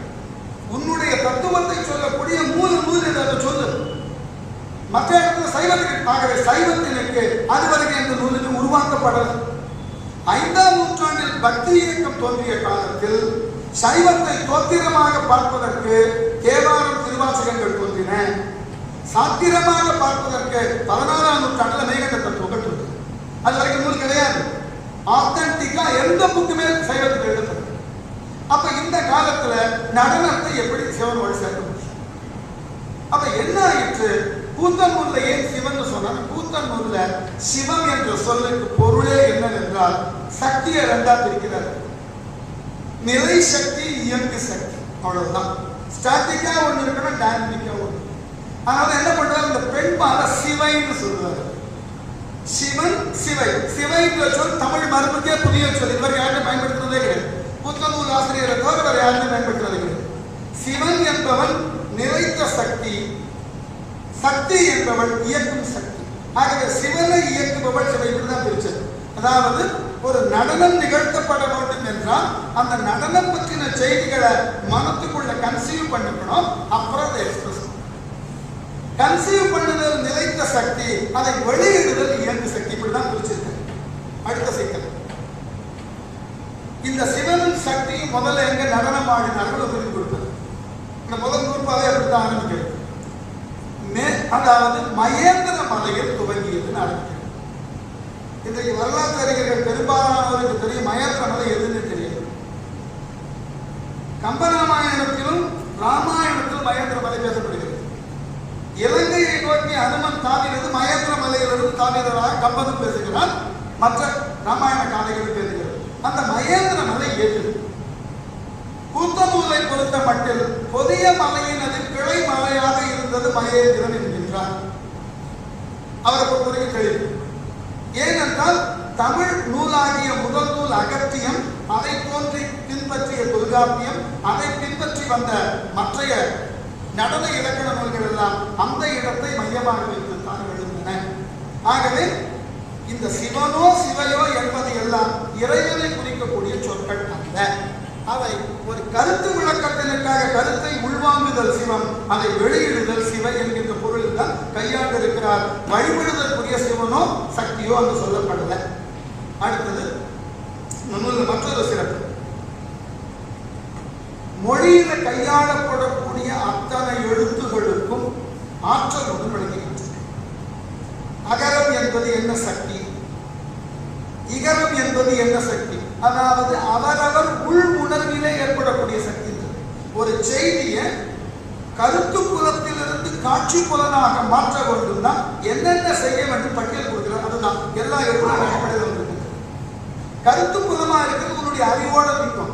அதை காட்சி புலனாக விஷுவலாக காமிக்கும் போது நீ என்ன செய்ய வேண்டும் எழுத்துக்களை அடிவற்றி விளக்கம் கொடுக்கிறது. இந்த நூற்பா பெரிய நூற்பா. ஒவ்வொரு எழுத்திற்கும் ஒரு ஆற்றல் உண்டு. அந்த ஆற்றலினால் ஏற்படக்கூடிய ஒலி, அந்த ஒலியினால் பெறப்படக்கூடிய உருவம், அந்த உருவம் தான் நடனம். நான் சொல்லுவேன், தட்டில் தழைப்பது நடனம். சப்தம் தான் உன்னை நடனத்தை செய்ய தூண்டுகிறது. ஒரு நூற்பா தட்டில் நம்ம வேற சொல்ல ஜதியெல்லாம் கிடையாது. தட்டில் தழைவது கூத்து. நீ நடனத்தினுடைய அடிப்படையை சப்தம். இந்த அடிப்படையில ஆகவே இதுவரைக்கும் பேசுனதுல கூத்தனூர் காலத்தால் தொன்மையானது. இதுக்கு மாற்று கருத்து வினாக்கள் கருத்து அப்புறம் பேசிக்கலாம். அடுத்த பகுதிக்கு நான் 3 பகுதியாக பிரிச்சிருக்கேன். சரி, கூத்தனூரினுடைய உட்பகுதி என்று சொல்லி 9 நூல். இந்த 9 நூல்ல எப்படி எல்லாம் அமைச்சிருக்காங்க பாருங்க. சுவை நூல் முதல் பகுதி. சுவைங்கிறது பிற்காலத்தில் மெய்ப்பாடு என்று தொல்காப்பியரால் முன்னாடி சொல்லப்பட்டது. பின்னாடி இது சுவைன்னு மாறியது. அதற்கு பிறகு ரசான்னு மாறிச்சு. இங்க ஒரு அடுத்த பழக்கம் வருகிறது இந்த சுவை நூல். தொல்காப்பியர் மெய்ப்பாட்டை 8 தான் விசைக்கிறார். ஒடு சொல்லியே திருப்பன் அப்பால் 8 மெய்ப்பாடு என்று தேற்றாக கொடுத்து 8 தேற்றாக கொடுத்து சொல்லு. தொல்காப்பியத்தை போன்றே நாட்டிய சாஸ்திரத்திலையும் பார்த்தீங்கன்னா அடிப்படை ரசம்ன்றது 8 தான். மேல போதும். பின்ன வந்தவர்கள் சாந்தம்ன்ற ஒரு ரசத்தை 9 சேர்க்கிறாங்க. அது பெரிய விவாதத்துக்கு உட்பட்ட பகுதி. அதாவது ரசங்கள் எத்தனைன்னு கேட்டால் இன்னைக்கு நடைமுறையில் ஆராய்ச்சி பண்ண நிறைய போகல. தொடக்க காலத்துல 8, 9 ஆயிடுச்சு. இந்த 9வது ரசம் சாந்தம் என்பதை உருவாக்கின பெருமை தண்டியைச்சு. அவர் காலத்துல எனக்கு மறுப்பும் இருந்தது. எல்லாம் நிறைந்தது சாந்தம் என்றால் ஒண்ணுமே இல்லாதது ஒரு ரசமா வைக்கலாம்னு கேட்டேன். அதுக்கு என்ன பேர் வைக்கலாம்னாக்க பிரேயான பேர் வைக்கலாம். எதுன்னு கேட்டா பிரேதத்துல இருக்கு. எல்லா ரசமும் ஃபுல்ஃபில் ஆயிடுதுன்னா இந்த சாந்தம் தான். எந்த ரசமுமே மூஞ்சில இல்லைன்னு பிரேதம் தான். அந்த பிரேதத்துல இருந்து பிரேயா வைக்கலாம்னு ஆரம்பிச்சாங்க. அது தோல்வி அடைந்தது. அதை விட்டு போச்சு. சாந்தத்தை எடுத்துக்கிட்டாங்க. இந்த சாந்த ரசம் எதனால் செல்வாக்கு பெற்றதுன்னா பக்தி இலக்கிய காலங்களில் செல்வாக்கு. சங்க காலத்திலும் எங்கெல்லாம் போரை முன்னிலைப்படுத்திய சமூகம் இருக்கிறதோ அங்க சாந்தம் இருக்காது. சாந்த ரசம் சொல்லப்பட மாட்டாது. நீதி நூல்கள் தோன்றிய காலகட்டத்திலும் நீதி நூல்களுக்கு பின்பு பக்தி இலக்கியங்கள் தோன்றிய காலகட்டத்திலும் தான் சாந்தம் என்கின்ற ஒரு ரசத்திற்கு இம்பார்ட்டன்ஸ் வந்தது. அதனாலதான் கூத்தன் நூல்லையும் முதல் 8 ரசங்களை சொல்லிட்டு சங்க காலத்துக்கு பின் தொல்காப்பியத்திற்கு பின் இது வந்ததுனால நடுநிலை ஒரு ரசத்தை சேர்த்து. தொல்காப்பியத்திற்கு பின் வந்ததுனால தமிழ் மரபுல தொல்காப்பியத்துல 8 சுவைதான். கூத்தநூல் 1 தான் 9 நடுநிலைன்னு கேட்டது. நடுநிலை என்பது இவர் சொல்ற விளக்கம் வேற. வடமொழி சாந்தம் என்பது அதனுடைய பொருளாழம் வேற. இவர் நடுநிலை என்பது எதுக்கு இந்த நடுநிலையை சொல்லுகிறார்னா சாதாரண நிகழ்ச்சியை பேசுவோம். நம்ம வீட்டுக்குள்ள சண்டை போட்டுருக்கோம். வழக்கமா நடக்கிறதுன்னு வச்சுக்கோங்க. கணவன் மனைவியிடையே கருத்து வேறுபாடு கொஞ்சம் கடுமையான வாக்குவாதம். அப்ப 2 பேர்கிட்ட இருக்கக்கூடிய ரசாயனம் என்னமா இருக்கும்? ஒன்று ஆண் அதிகமாக பேசுறது ரவுண்ட் ட்ரம் வச்சுக்கலாம். இப்படி தன்னை கடுமையாக பேசுகிறாருன்னு மனைவிக்கு இந்த கணவன் ஒரு தீபர்சம் பண்ணலாம். ஒரு அருவருக்கு வந்தது இப்படி பேசுறாரு. இவர்கள் இவ்வாறு உரையாடி கொண்டிருக்கும் போது திடீர்னு ஒரு விருந்தாளி வீட்டுக்குள்ள வந்தார். இவருடைய பாவம் என்னவா மாறும்? கம்ப்ளீட்டா ஒரு நியூட்ரலுக்கு வந்துட்டு வாங்க சிரிச்சு கூடாது. அப்ப கூத்தநூலை பொறுத்த மட்டும் நடுநிலை என்பது ஒரு ரசம் அல்லது ஒரு ரசத்திலிருந்து இன்னொரு ரசத்துக்கு ஷிஃப்ட் ஆகும் போது உங்களுக்கு உண்டான பேசப்பட்டது. எப்படி கார்னரிங் நியூட்ரல் ஒன்று வைக்கிறீங்களோ அது போல ஒரு ரசத்திலிருந்து இன்னொரு ரசத்துக்கு உடனே ஷிஃப்ட் ஆக முடியாது. அந்த ஷிஃப்டிங் ஒரு ஸ்பேஸ் வேணும். அந்த ஸ்பேஸ் நடுநிலை ரொம்ப நுணுக்கமா பார்த்த இடம் இது. வேற யாராலும் பரத சாஸ்திரம் இதை சொல்லல. நுணுக்கமா ஒரு ரசத்துக்கு இன்னொரு ரசம் ஷிஃப்ட் பண்ண முடியாது அவ்வளவு ஈஸியா. சில ரசம் முடியும். ஆனால் எல்லா ரசத்தையும் சட்டுன்னு அடுத்த ரசத்துக்கு ஷிஃப்ட் பண்ண முடியாது. ஷிஃப்டிங் ஒரு ஸ்பேஸ். அந்த ஸ்பேஸ் நியூட்ரலா இருந்தாலும் முடியும். அதை நடுநிலை. இவருடைய விளக்கம் தான் வரும். நடுநிலை என்பது எல்லா ரசத்தையும் எந்த ரசமும் அடுத்த ரசத்துக்கு மாறும்போது நடுநிலைக்கு வந்துட்டு போகும். சரி, இந்த சுவையை சொல்லுகின்ற பொழுது ரொம்ப முக்கியமா பேசுறது இவர்தான். உணர்வுகளை சுவை என்று சொன்னால் இந்த உணர்வுகளுக்கு அடிப்படை எது என்றால் அவரிடம் இருக்கக்கூடிய 3 விதமான குணங்கள். இந்த 3 குணங்கள் தான் சுவையாக மாறுகிறது. ராஜச, தாமச, சாத்வீக குணங்கள் தான் சுவையாக மாறுகிறது. இந்த 3 குணங்களும் இந்த 3 குணங்களினுடைய வெளியீடுகளும் அவருடைய உட்தன்மைகளுமாக சேர்ந்து ரசத்தை உண்டாக்குகின்றன. என்ன அடிப்படைன்னா குறிப்பு, அதுக்கப்புறம் சத்துவம், அதுக்கப்புறம் சுவை, அதுக்கப்புறம் மெய்ப்பாடு. தமிழ் மரபு. நீங்கள் ஏதாயிலும் ஒரு சுவையை வெளிக்காட்ட வேண்டும் என்றால் அதற்கு அடிப்படையாக ஒரு குறிப்பு வேணும். உதாரணமா மேடையில் அழைத்து கொஞ்சம் அழுது காமிங்கன்னு சொல்லி பாருங்க. முதல்ல அந்த அழுகைக்கு உண்டான குறிப்பை கன்சீவ் பண்ணுவாரு. அழுகை வர வேண்டும் என்றால் என்ன செய்யப்படும்? வாழ்க்கையில நடந்த ஏதாயும் ஒரு சோகத்தை முதல்ல கன்சீவ் பண்ணுவார். அந்த குறிப்பு வந்தவன அதுக்கு உண்டான சத்துவம் டெவலப் ஆகும். அன்றைக்கு எப்படி அழுதோம், இது எப்படி அழுதும், அதற்கு ஏற்றாற்போல் முகம் மாறும், மெய்ப்பாடு. இந்த மரபை தொல்காப்பியர் கூத்தனூர் ஒரே லெவலில் பேசிட்டார். ஆகிய சுவை என்பது மிக அழுத்தமான ஒரு பகுதி. மற்றைய இன்னைக்கு சுவைநூலை படிக்க வேண்டும்னா மாடர்ன் சைக்காலஜி அண்ட் சுவைநூல் ஆராய்ச்சி பண்ணணும். அவ்வளவு ஸ்கோப் இருக்கு. நான் மெய்ப்பாட்டியலையே சொல்லுவேன், உளவியலோடு சேர்த்து பார்க்க வேண்டும்னு. பிற்காலத்தில் யாரும் அதை செய்யல. இலக்கியத்தில் உளவியல் பேசினாங்களே ஒழிய தொல்காப்பியல் காட்டும் மெய்ப்பாடும் உளவியலும் எவ்வாறு ஒன்றாக போகுதுன்னு யாரும் பார்க்கல. தொல்காப்பியத்தை காட்டிலும் பலபடி மேலாக சொல்லி இருக்கிறார். தொல்காப்பியம் இயல்தமிழுக்கு சொன்ன பொது இலக்கணம். இந்த நாடகம் நாட்டியம் என்பதற்காக சொல்லப்பட்ட இலக்கணமா இருக்கிறதுனால ரசா பகுதி ரொம்ப அழகா பேசியிருக்கிறது. இந்த ரசால மற்றொன்று சொல்லுகிறார், சுவைன்றது என்னன்னு கேட்டா உன் உள்ளத்தினால் ஆழப்படுவது சுவை. ஒரு அழகான புது வார்த்தையை உருவாக்கினார், உள் ஆழம். உன் உள்ளத்தினால் ஆழப்படுவது சுவை. இந்த உள்ளாழம்ன்ற சொல்லு தமிழ் இலக்கியத்துக்கே புதுசு. சரி, இந்த சுவை எங்கிருந்து வருகிறதுன்னு கேட்டால் முதல் நிலை உருவாக்குவனிடமிருந்து வரும். இரண்டாவது நிலை அதை காணக்கூடிய ரசிகர்களிடமிருந்து. அது எப்படின்னா உருவாக்கக்கூடியவனிடமிருந்து வந்தால் அது ஆழத்தி. இவனால் ஆழப்பட்டு ரசிகர்கள்ட்ட போகும். ரசிகர்களுடைய ரியாக்ஷனுக்கு தகுந்த மாதிரி இவன் மாறினால் அது நாளத்தி மாற்றினார். ஆழத்தி நாளத்தி என்ற சொல் தமிழ் இலக்கணம் வந்தது எங்கேயுமே பார்க்க முடியும். ஏனென்றால் இன்ட்ராக்ஷன் இல்லாம ரசம் கிடையாது. நான் என்ன பண்ணினாலும் ஆடியன்ஸ் என்ன ரெஸ்பாண்ட் பண்றாங்களோ அதுக்கு தகுந்த மாதிரி தான் நான் பண்ண முடியும். இல்லை நான் பண்றதை பண்ணிக்கொண்டே இருக்கிறது யாரும் இருக்க மாட்டாங்க. இதுதான் அடிப்படை. இந்த இன்ட்ராக்ஷன் இருந்தாலும் இன்னைக்கு பரதநூல்ல பேசக்கூடிய ரசசித்தி எங்கன்னு கேட்டா பரதர் எங்க சொல்லுவாருன்னா பெர்ஃபார்மன்ஸ் சொல்லுவார். ஆனா உண்மையில ரசசித்தி ஆடியன்ஸ் நீ எதை தொடர்பு படுத்துகிறீர்களோ அவர்கள் அதை புரிந்து கொண்டு செயலாற்றும். ஆக இந்த பகுதியை சொல்லுவது சுவைநூல். அடுத்தது தொகைநூல். தொகைநூல் ரொம்ப பெருசு. 108 தாண்டவங்களை பற்றி விரிவா பேசுறது கிடைச்சிருக்கு புதுசா. 108 தாண்டவங்களினுடைய விரிவு, 12 விதமான நடன அமைப்பு. ஒரு மாற்றம் சொல்ற மாதிரி கூத்தநூல் 12 விதமான தாண்டவங்களை சொல்லுகிறது. 108 தாண்டவங்கள் போது அது சிறப்பிக்கப்பட்ட தாண்டவங்கள் 12. சிலப்பதிகாரத்துல இறைவர் ஆடிய 11 ஆடலும் சொல்லிட்டு வருவார். கொடுகொட்டி, பாண்டரங்கம், மல்லாடல், கடையன், தேடு வெவ்வேறு கடவுளர்கள் ஆடின ஆட்டம். ஆனால் சிலப்பதிகாரத்துக்கு பின்னர் எழுந்த நூல் ஆதிவயலார் எழுதின நூல் எடுத்து பார்த்தீங்கன்னா இந்த 11 ஆட்டமும் சிவன் ஆடியது.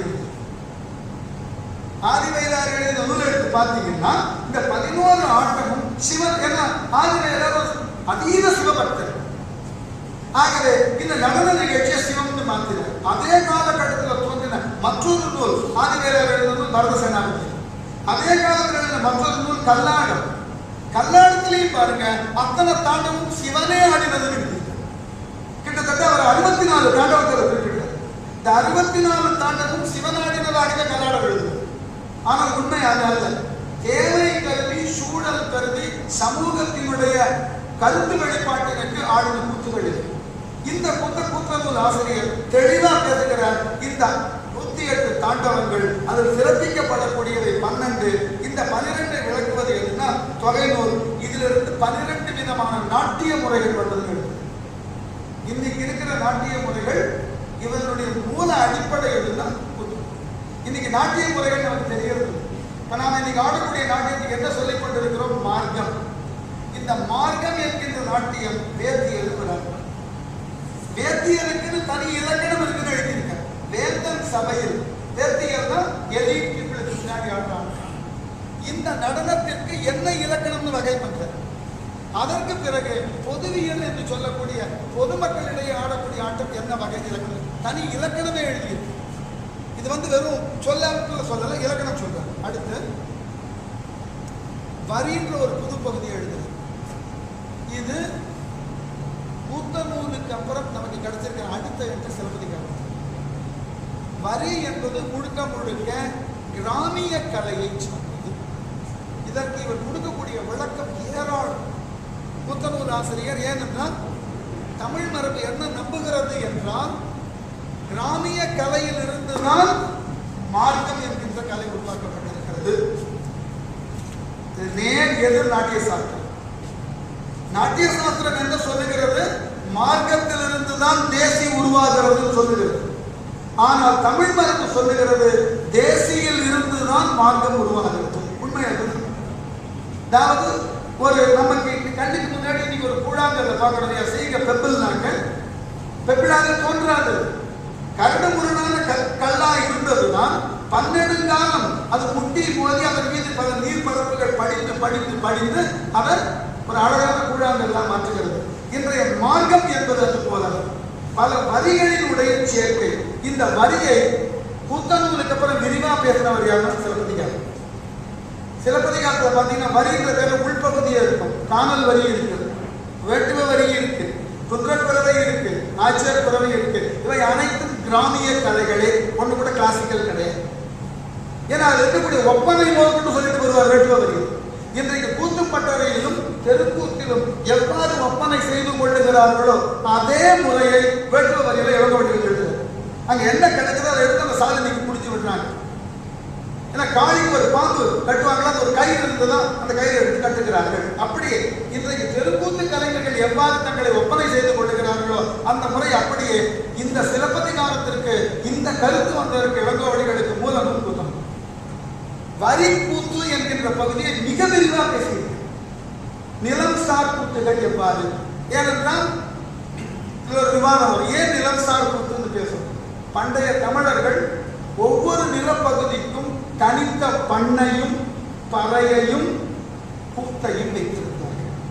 சங்க இலக்கியத்தை எடுத்து பார்த்தா தெரியும், முல்லை நிலக்குறவை தனியா தெரியும், குறிச்சி நிலக்குறவை தனியா தெரியும், நெய்தல் நிலக்குறவை தனியா தெரியும். எல்லாம் ஒண்ணு அல்ல, தனித்தனியார். இதற்கு மற்றொரு செய்தியை சொல்லுது. இந்த கூத்துக்களை நிகழ்த்தியவர்கள் யார்? நிலம்சார் கூத்து. இந்த நிலம்சார் கூத்தை நிகழ்த்தினது யார்? அன்றைக்கு இருந்த பண்டிதர்களோ புலவர்களோ இல்லை, அந்தந்த நிலத்தை சார்ந்த பாமரர்கள் தான். அதுக்கு சான்று வேணுமா? பட்டினப்பாறை. பட்டினப்பாறையில சுறாமியின் கொம்பை நட்டு அங்க இருக்கக்கூடிய பரபர பெண்கள் எல்லாம் மது அருந்தி விட்டு சுறாமியின் கொம்பை சுற்றி கை கொட்டி ஆடுவார்கள். அடுத்தது சிலப்பதிகாரம். ஆட்சியர் பிறவை எப்படி 7 பெண்களை அழைக்கின்றாள் ஐயை, 7 பெண்களை நிறுத்தி வைத்துவிட்டு நாம் மாயவனை பரவுவோம் என்று சொல்லி அந்த இடையர் குலத்தில் இருக்கக்கூடிய பெண்களை அழைத்துதான் பறவை குத்தி நிகழ்த்துறது. ஆகவே முழுக்க முழுக்க இது கிராமியத்தை சார்ந்த மக்களை சார்ந்த கூத்து. இங்க ஒரு கதை பிரிஞ்சதை சொல்லிடு. நாட்டிய சாஸ்திரத்துக்கு இன்னைக்கு வழக்கத்துல இன்னொரு பேர் உண்டு தெரியுங்களா? பஞ்சம வேதம். ஏனென்றால் ரிக்கேஜு சாம அதர்வண வேதங்களிலிருந்து ஒவ்வொரு பகுதியை எடுத்துக்கொண்டு இது 5வது வேதமாக மாற்றம் பெற்று பஞ்சம வேதம் என்று சொல்லப்பட்டது. இந்த மன்றத்தில் நான் ஒரு கருத்தை சொல்லுகிறேன். எத்துணை பேர் ஏற்றுக்கொள்வீர்களோ தெரியாது, விவாதத்திற்கு நான் தயார். இது பஞ்சம வேதம் அல்ல, பஞ்சமர் வேதம். ஏன் பஞ்சமர் வேதம் அழுத்தம் கொடுக்கிறேன்? பஞ்சமர் யாரு? ஒரு கிராமத்தில் இருக்கக்கூடிய blacksmith, carpenter, weaver, potter and cobbler. இவங்களுக்கு இன்னைக்கு நம்ம கெசட்ல எடுத்து பாருங்க பஞ்சமர்னு பேர். இந்த பஞ்சமர்கள் நாடு நல்ல விதமாக இருக்கின்ற பொழுது நாட்டுக்கு தேவையான பொருளை செஞ்சு கொடுப்பான். குயவன் மட்பாண்டம் செஞ்சு கொடுப்பான் சமையலுக்கு, தச்சன் வீட்டுக்கு வாசக்கார வச்சு கொடுப்பான். அதுபோல தோல் தொழிலாளி சால் தச்சு கொடுப்பான், செருப்பு தச்சு கொடுப்பான், குதிரைகளுக்கு உண்டான சேனமெல்லாம் செஞ்சு கொடுப்பான், அம்பாரி செஞ்சு கொடுப்பான். அதே மாதிரி பிளாக்ஸ்மித் வீட்டுக்கு உண்டான இரும்பு பொருள் செஞ்சு கொடுப்பான், நெசவாளி துணி நெய்து கொடுப்பான். மன்னனுக்கு போர் என்று வந்துவிட்டால் 5 பேர் போர்க்களத்துக்கு போயிடுவான். போர்க்களத்தில் போயிட்டு சுவர் எழுப்புவது வேலை குயவனுடைய வேலை, வரலாறு இருக்கு. அங்க இருக்கக்கூடிய பழுதுபட்ட ஆயுதங்களை சரி பண்ற வேலை பிளாக்ஸ்மித் இருக்கு. அங்க இருக்கக்கூடிய தேர் சக்கரங்கள் எல்லாம் பழுதுபட்டு போயிட்டு என்றால் கார்பெண்டர் இந்த வேலையை பண்ணாங்க. அன்னைக்கு இன்னும் மறுநாள் போர் போகணும். அதே போல வீரர்களினுடைய ஆடைகள் எல்லாம் பிடித்திருந்தது என்றால் உடனே அதை மென் பண்ணி கொடுத்தாங்க, மறுநாள் போர்க்களத்துக்கு போயாங்க. இந்த பஞ்சமர்கள் இந்த வேலையை செஞ்சதுக்கு அப்புறம் வீரர்களை என்டர்டைன் பண்ணுவாங்க. இந்த 5 சேர்ந்து கூத்து கட்டுவார்கள். இன்றைக்கு கிராமங்கள்ல போய் பாருங்க, கான்ஸ்டிடியூஸ்ல இருக்கிற உயர்குடி மக்கள் யாரும் கூத்து கட்டுவது இல்லை. கிராமத்தில் இருக்கிற செட்டியாரோ முதலியாரோ பிள்ளையோ நாடாரோ கூத்து கட்ட போறதில்லை. 5 பேர் தான் போறாங்க. இன்றைக்கும் அதை நீங்க பார்க்கலாம். ஆகவே இந்த பஞ்சமர்கள் தங்களினுடைய இன்னைக்கு விளக்கம் சொல்லுவார் சிலப்பதிகாரத்துல. இந்த கூத்துக்கு பேரு என்னன்னா விதூடக கூத்து. அடியார்மாளர் எழுதுவார், விதூடக கூத்தையும் இணைத்து வரி கூத்து 8 என்பாரும் உளர். ஏன் அதை எழுதினாங்க? எதுக்கு விதூடக கூத்து? ஒரு போர்க்களத்துல அந்த மன்னர்களுக்கு முன்னாடி வீரர்களுக்கு முன்னாடி தோற்றவர்கள் எப்படியெல்லாம் தோற்று ஓடினான் காமெடி பண்ண, அப்பதான் இவனுக்கு பவர் கிடைக்கும். இதை பின்னாடி நிலப்பொருள் எழுதி காண்பிப்பார் யாரு? அடியாருக்கு நல்லா. இது வேந்து விலக்கு, படை விலக்கு, ஊர் விலக்கு என பெற்றான். அந்த காலத்துல சேர நாட்டுல போய் நீங்க கூத்து கட்டினா சேர ராஜாவை தான் புகழணும், மற்ற 2 ராஜா விளக்கணும். அங்க போய் பாண்டியன பகுதியில் நீங்க கூத்தே பண்ண முடியாது. இன்னைக்கு இருக்கிற பாலிடிக்ஸ் தான். ஏஐடிஎம்கே போய் டிஎம்கே பத்தி பேச முடியுமா? அதேதான் பிரச்சனை. அன்னைக்கு இருக்கிற வேந்து விலக்கு, படை விலக்குன்னு ஒரு மன்னனுக்கு பல படைகள் கொடுத்துருக்காங்க. சோழ காலத்துல பாத்தீங்கன்னா தெரியும், சம்புவரையர் இருந்திருக்கார், காடவரையர் இருந்திருக்கார், வேட்டுவரையர் இருந்திருக்கார், வானவரையர் இருந்திருக்காங்க. இந்த குடும்பத்துல போயிட்டு வானவரையர் போய் வேட்டுவரையர் பேசுறாங்க. இதுக்கு பேர் படை விலக்கு. ஊர் விலக்கு தான் இன்னைக்கு நடனத்துல செய்ய வேண்டியது அதுதான். இப்ப சிவன் கோயில போய் நடனம் ஆடுகிறோம் என்றால் அந்த ஊர்ல இருக்கக்கூடிய சிவனை பத்தி சஞ்சாரிகளை பண்ணீங்கன்னா மக்களுக்கு ரொம்ப சந்தோஷமா, மற்ற சிவனை விளக்கு. இது நடனத்திற்கு இந்த மரபை முதல்ல வடிநூல்ல சொன்ன பெருமை யாரை சாருன்னா புத்தனோரை தான்.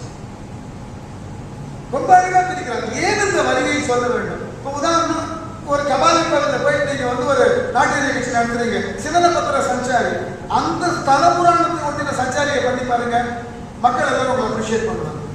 அந்த ஊர் வழக்கு, அந்த ஊர் நாங்க ஞான சம்பந்தர் எப்படி பூம்பாவைக்கு உயிர் கொடுத்தாலும் சொல்லி பாருங்க, சஞ்சாரியில கருணை உடையவன், இந்த கதையை சஞ்சாரியை பண்ணி பாருங்க, உடனே மக்கள் ரசிப்பார்கள். இந்த ஊர்ல நடந்த நிகழ்வு பன்னெடுங்காலமாக பேசப்படக்கூடிய நிகழ்வு.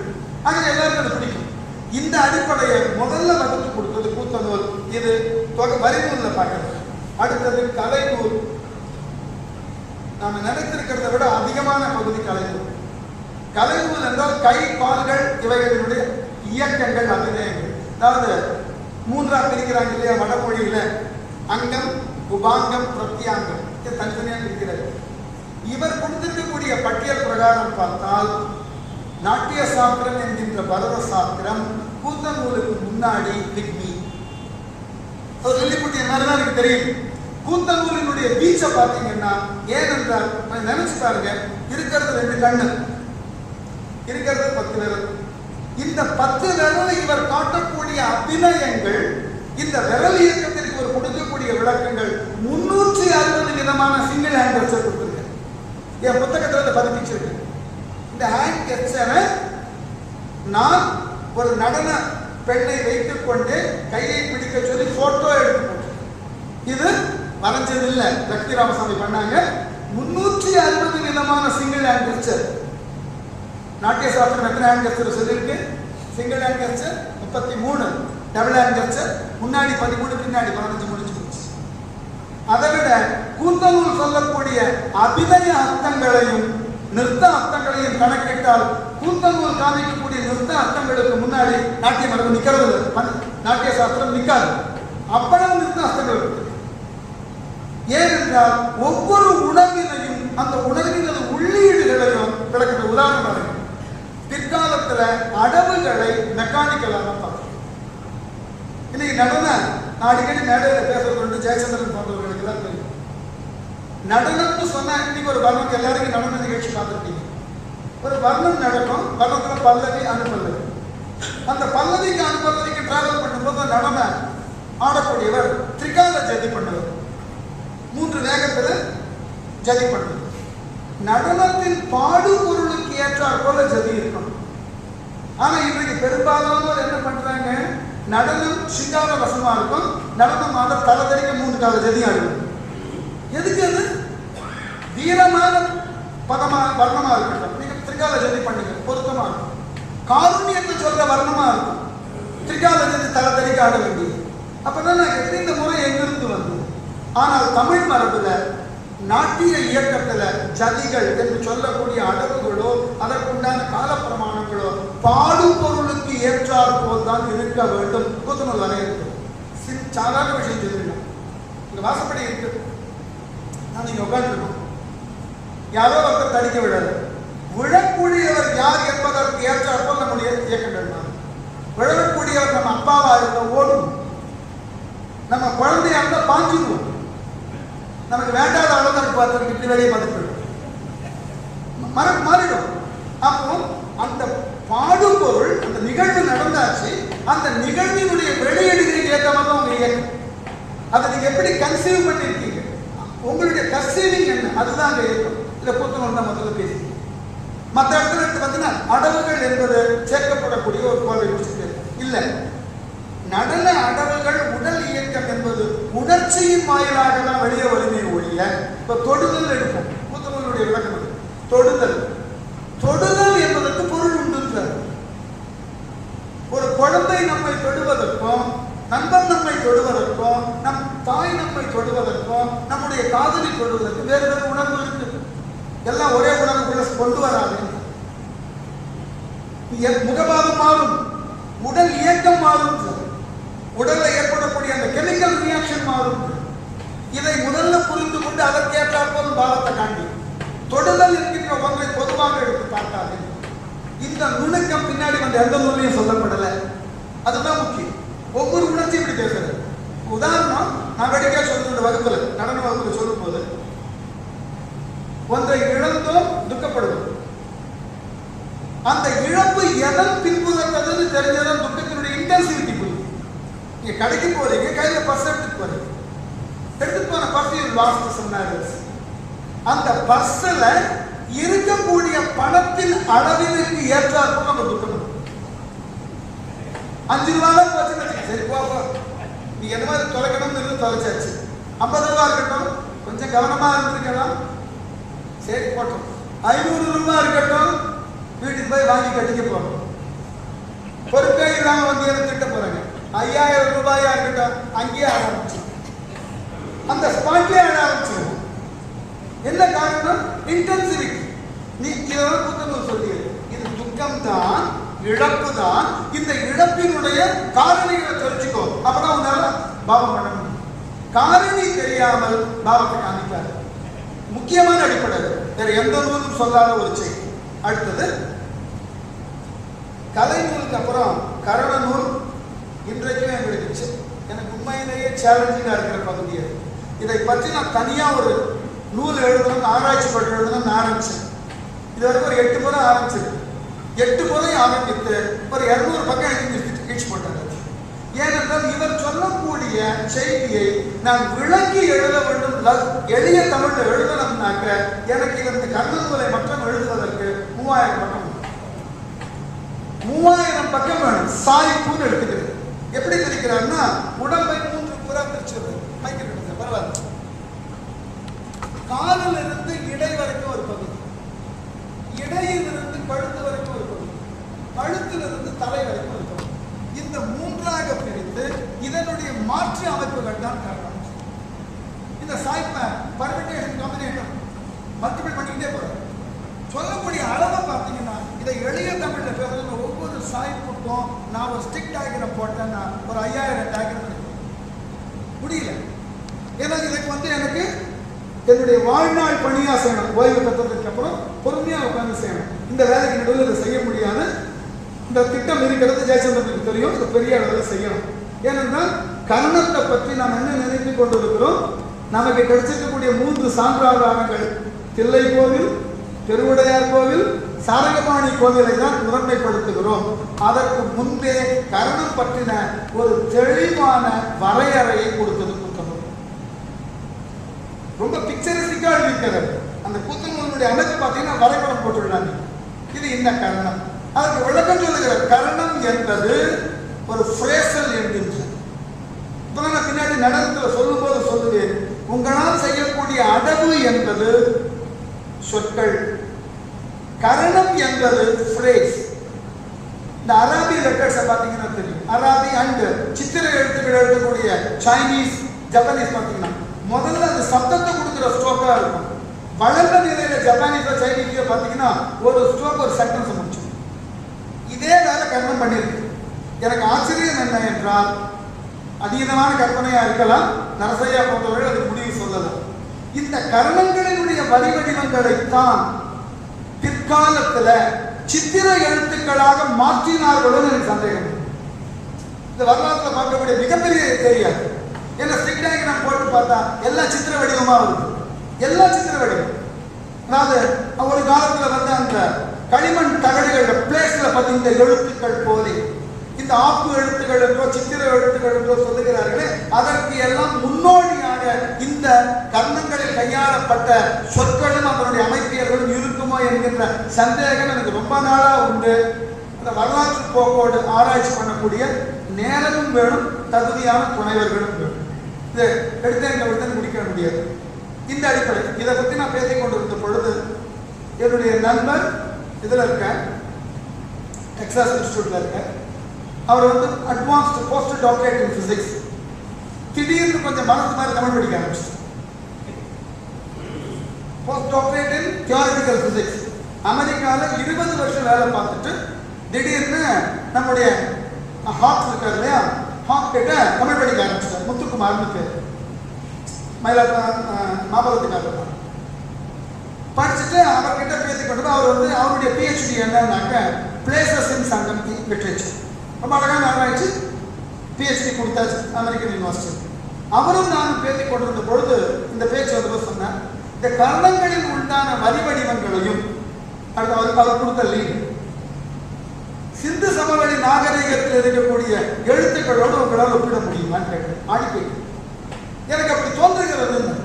இன்னைக்கு என்ன பண்ணிக்கிட்டு கொண்டிருக்க, சிந்து சமவெளி நாகரிக எழுத்துக்களை பிசிக்ஸ் தியரி மூலமா அப்ரோச் பண்ணிக்கிட்டு இருக்காங்க. Maths science institute, Chennai maths science இன்ஸ்டியூட்ல பண்ணிக்கிட்டு இருக்காங்க.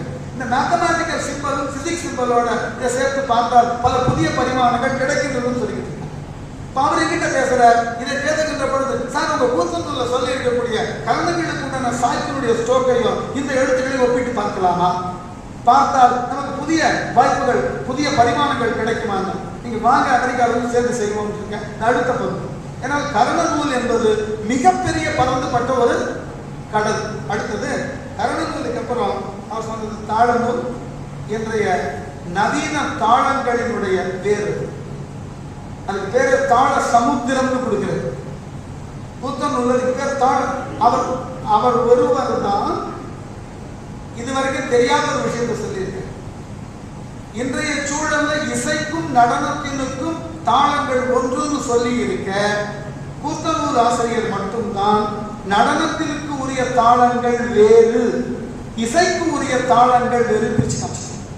இசைக்கு உரிய தாளங்கள் 12, வாய்ப்பாட்டோ இன்ஸ்ட்ருமெண்டோ ஏதாவது தமிழ் தாளத்துக்குள்ள தான் இருக்கும். நடனத்திற்குரிய தாளங்கள் 92 பட்டியல் கொடுக்குது. இந்த மரபை பின்னாடி நீங்க பஞ்சமரபில் பார்க்க முடிகிறது. பஞ்சமரபில் நாட்டிய மரபில் இந்த 108 மீனலோச்சனத்திலிருந்து ஆரம்பிச்சு பாரதிலோச்சனம் ஈராக உள்ள அத்தனை தாளமும் கூத்தனூர்ல சொல்லப்பட்டு மிகப்பெரிய அளவில் ஜதியோடு சொல்லி இருக்காரு. புக்கு கொண்டு வந்து அத்தனை தாளங்களுக்கு ஒரு ஆவரணத்துக்கு ஜதி சொல்லி இருக்கு. இது இந்த ஜதிகள் எவ்வாறு பதுக்கப்பட வேண்டும் காமிச்சிருக்கு. இவைகளினால் தரக்கூடிய பொருள், தாளத்திற்கு பொருள் உண்டு என்று பேசுகிறார். இது யூனிக் தாட். பிற்காலத்தில் இன்னைக்கு நடந்திருக்கிற தாளத்துக்கு பொருள் கிடையாது. நிறுத்தா பாவ விஹீனா 13ஆம் நூற்றாண்டு ஃபேமஸ் கொட்டேஷன் இல்ல. பாவத்தை அழகுபடுத்துவதற்கு தாளம் கூத்தனூர் பேசியிருக்கிறது. தாளநூலுக்கு அப்புறம் அது வரைக்கும் கிடைச்சிருக்குங்க. அதுக்கப்புறம் கிடைக்காத நூல் மற்ற நூல்கள். இசை நூல் கிடைக்கல, முழுக்க முழுக்க அழித்து போயிற்று. பண்களின் அனைத்து பிறப்பையும் சொன்ன நூல். தமிழ் இசை மரபில் இருக்கக்கூடிய மிகப்பெரிய இடர்பாடு அதுதான். சங்ககால பன்மரபு என்னன்னு தெரியாது, சிலப்பதிகாரம் காட்டக்கூடிய பன்மரபு என்னன்னு தெரியாது, சிலப்பதிகாரத்துக்கு பின்னாடி தேவார ஆசிரியர்கள் சொல்லக்கூடிய பன்மரபு என்னன்னு தெரியாது. இன்றைக்கு கடப்பையாதியை பயன்படுத்தி கொண்டிருக்கிறோம், ஏன்னு தெரியாது. இந்த 4 காலத்திற்கும் இடைப்பட்ட காலங்களில் எங்கேயோ இடைவெளி ஃபில்லர் போட முடியல. உதாரணம் சொல்ல பாருங்க, ஏன் போட முடியல? அடியார்க்கு நல்லாரினுடைய காலம் கிபி 12ஆம் நூற்றாண்டு, ராஜராஜ சோழனினுடைய ஆட்சி காலம் கிபி 900 1085 1025 முடிஞ்சு போச்சு. அவனுடைய காலத்துல நம்பியாண்டார் நம்பியின் துணை கொண்டு கோவில் தோறும் தேவாரத்தை பாட வச்சு அதற்கு நிபந்தம் கொடுத்திருக்கிறார். பல கல்வெட்டு மெய்கீர்த்தியிலே சொல்லப்பட்டது. இப்படிப்பட்ட நிலையில தமிழகம் முழுவதும் தேவாரம் பரவி இருக்க 12ஆம் நூற்றாண்டில் வந்த அடியார்க்கு நல்லார் தான் காண்பித்த பண்களுக்கு ஒரு இடத்தில் கூட தேவாரத்தை மேற்கொள்ள காட்டினார். ஏனென்றால் அவர் சமணம், அடியாருக்கு நல்லா சமணம். ஆகவே சைவத்தில் இருக்கக்கூடிய பண்பாடுகளை ஒட்டின பாடலை மேற்கொள்ள காமிக்க முடியாது. இந்த காலத்து ரொம்ப நெடுங்காலமா இருந்தது. அவ்வளவு காலத்துக்கு போக வேண்டாம். அன்னை காலத்தில் நடந்த ஒரு நிகழ்ச்சியை சொல்றேன். அப்ரஹாம் பண்டிதரும் விபுலானந்தரும் சமகாலத்தவர்கள்.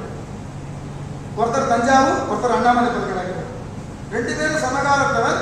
ஒருத்தர் ரெகனைஸ் பண்ணவே இல்லை. இவர் கருணாமிர்த சாகரம் எழுதும்போது விபுலானந்தர் ஆராய்ச்சி பத்தி பேசல.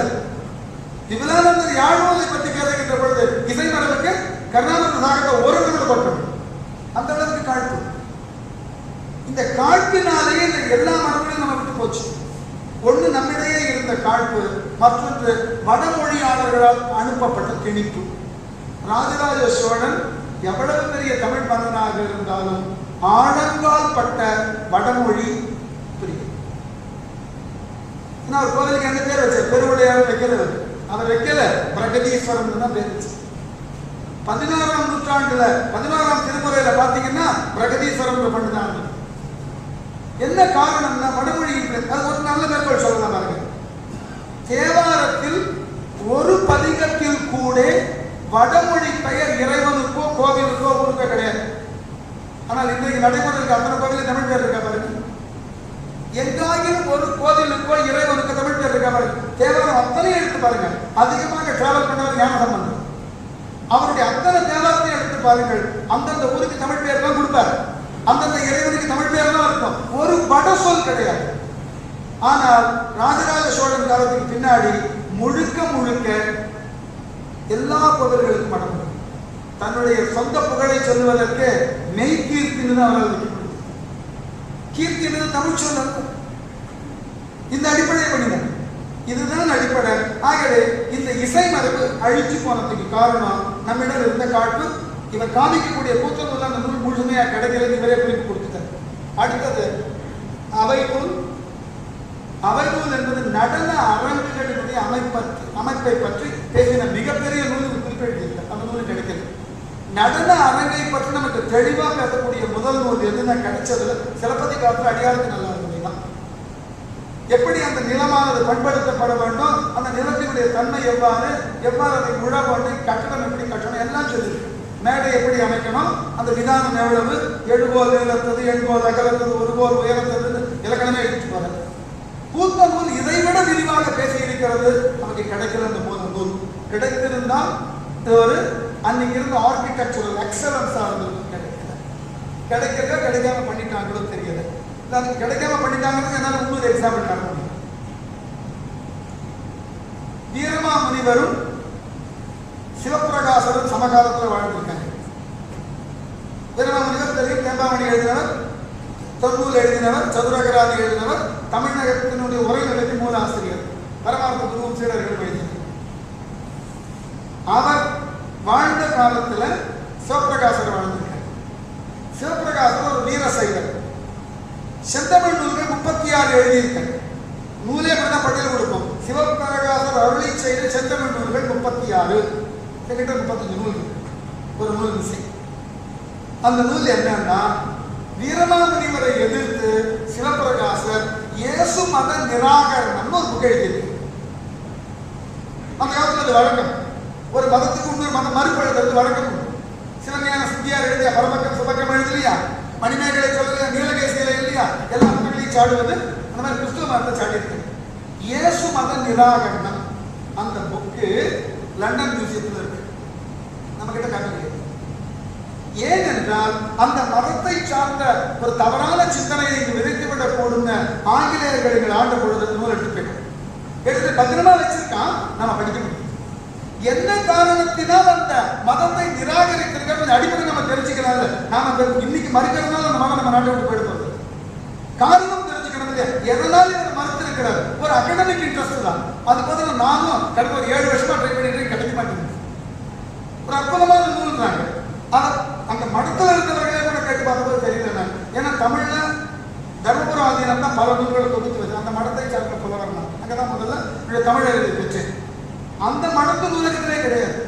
உமே சாமிநாதையர் தன்னுடைய வாழ்நாளை குறிப்பெழுதுகிறார் என் சரித்திரத்தில், நான் ஆடுதுறை ஆதீனத்தில் இருந்த பொழுது வளையாபதியையும் குண்டலகேசியையும் முழுமையாய் பார்த்திருக்கிறேன்.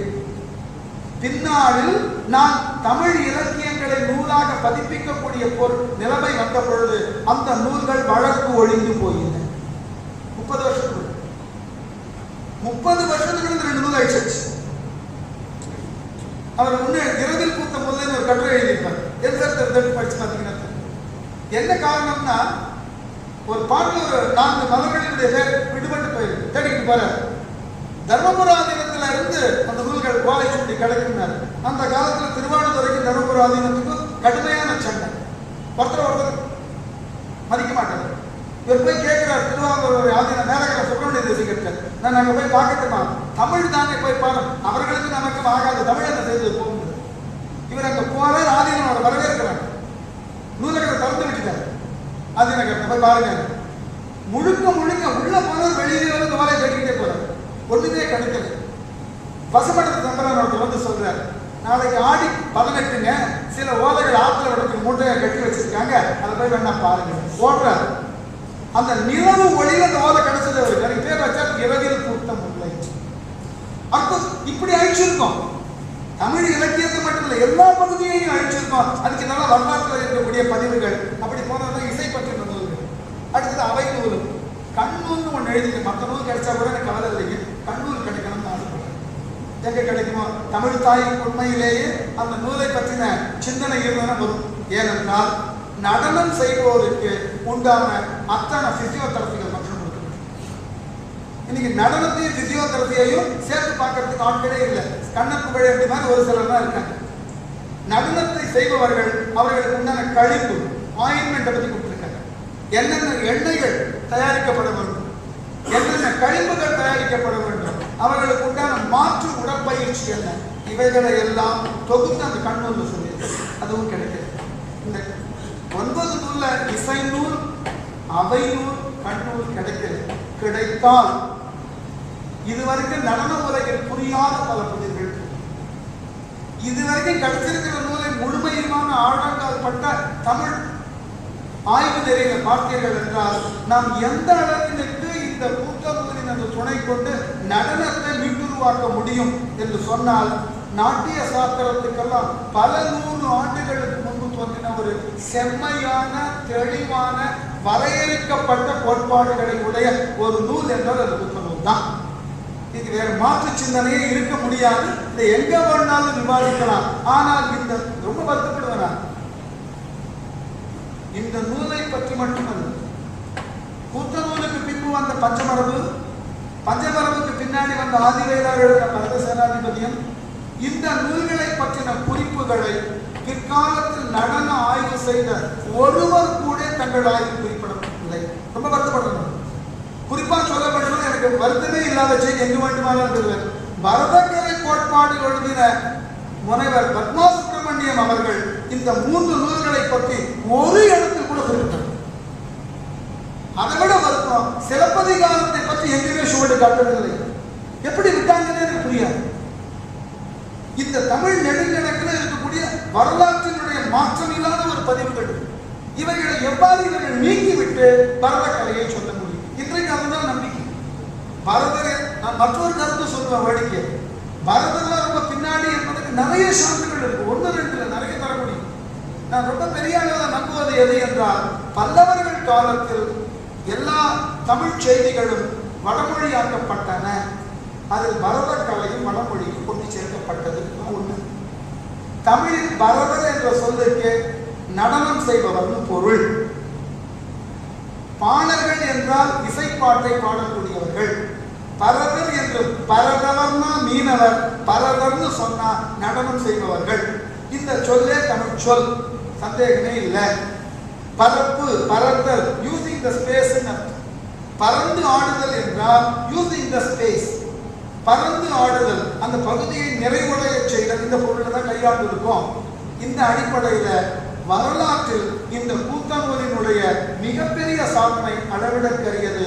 இதை இந்த மாதிரி மன்றத்தில் பேசுவதனால் யாரேனும் ஒருவரோ இருவரோ இந்த நூலில் சொல்லப்பட்ட செய்திகளை இன்னமும் ஆழங்கால் பட்டு புதிய நோக்கிலே புதிய பரிணாமத்திற்கு இதை கொண்டு வர வேண்டும் என்று சொன்னால் தமிழ் தாய்க்கு நீங்கள் செய்யக்கூடிய மிகப்பெரிய தொண்டாக இருக்கும்.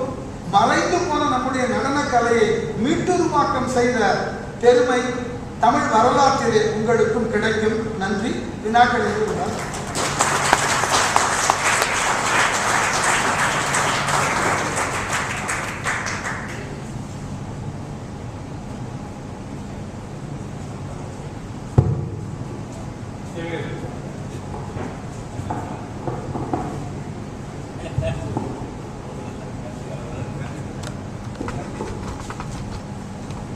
கேள்விகள்?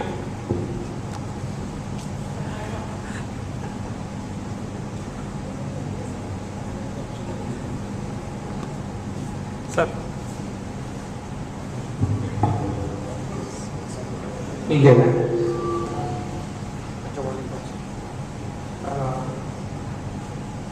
ஒரு மதம்ங்கிறது வந்து இது நாட்டியம் சார்ந்து இல்லை, நாட்டியம் சார்ந்து எனக்கு கேட்க தெரியாது. இது வந்து ஆஜீவகம், சமணம், புத்தம் இதுதான் இருந்தது. பரிபாடல எந்த இடத்துல வைப்பீங்க? அது சொல்லக்கூடிய கடவுள்களையும் அது சொல்லக்கூடிய மதங்களையும் எந்த இடத்துல வைப்பீங்க? சங்க இலக்கியத்தினுடைய தொகுப்புல கடைசியாக தொகுக்கப்பட்ட நூல் பரிபாடு. ஞாபகம் வச்சுக்கணும், கடைசியா தொகுக்கப்பட்ட நூல் பரிபாடு. சங்க காலத்தை எங்க சொல்லுகிறோம்னா கிமு 2ஆம் நூற்றாண்டிலிருந்து கிபி 3ஆம் நூற்றாண்டிற்கு இடைப்பட்ட காலத்தை சங்க காலம்னு சொல்றோம். சங்க காலத்தினுடைய கடைசி பதிவு பரிபாடு. வேடிக்கை என்னவென்றால் இந்த ஏன் பரிபாடல் இருக்க பரிபாடலுக்கு தொல்காப்பியர் சொன்ன இலக்கணம் என்ன? அகப்பொருள்களை மட்டுமே பரிபாடல்ல பாடணும். அவர் சொல்லக்கூடிய நூற்பால நாடக வழக்கிலும் உலகியல் வழக்கிலும் பாடல் சார்ந்த புலனறி வழக்கிலும் கலியே பரிபாடல் என ஆயிருக்கிறத அகப்பாடல்களாகிய காதல் பற்றிய பாடல்களை பாடுவதற்கு உண்டான இலக்கிய யாப்பு கலிப்பாவும் பரிபாடலும்.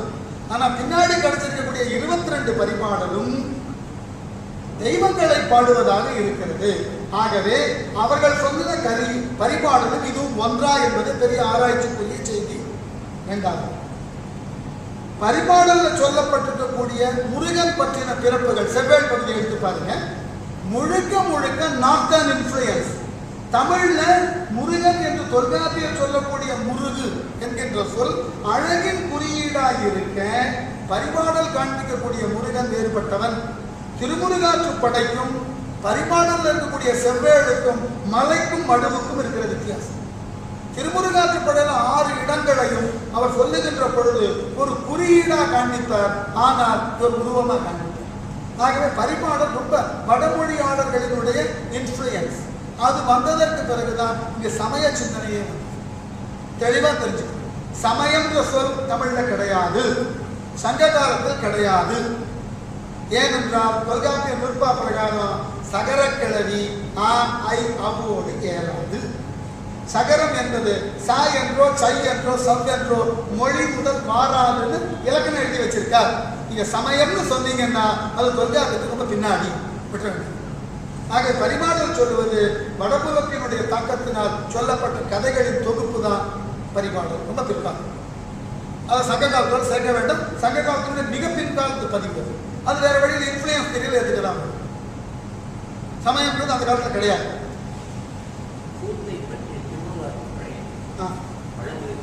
இருக்கு.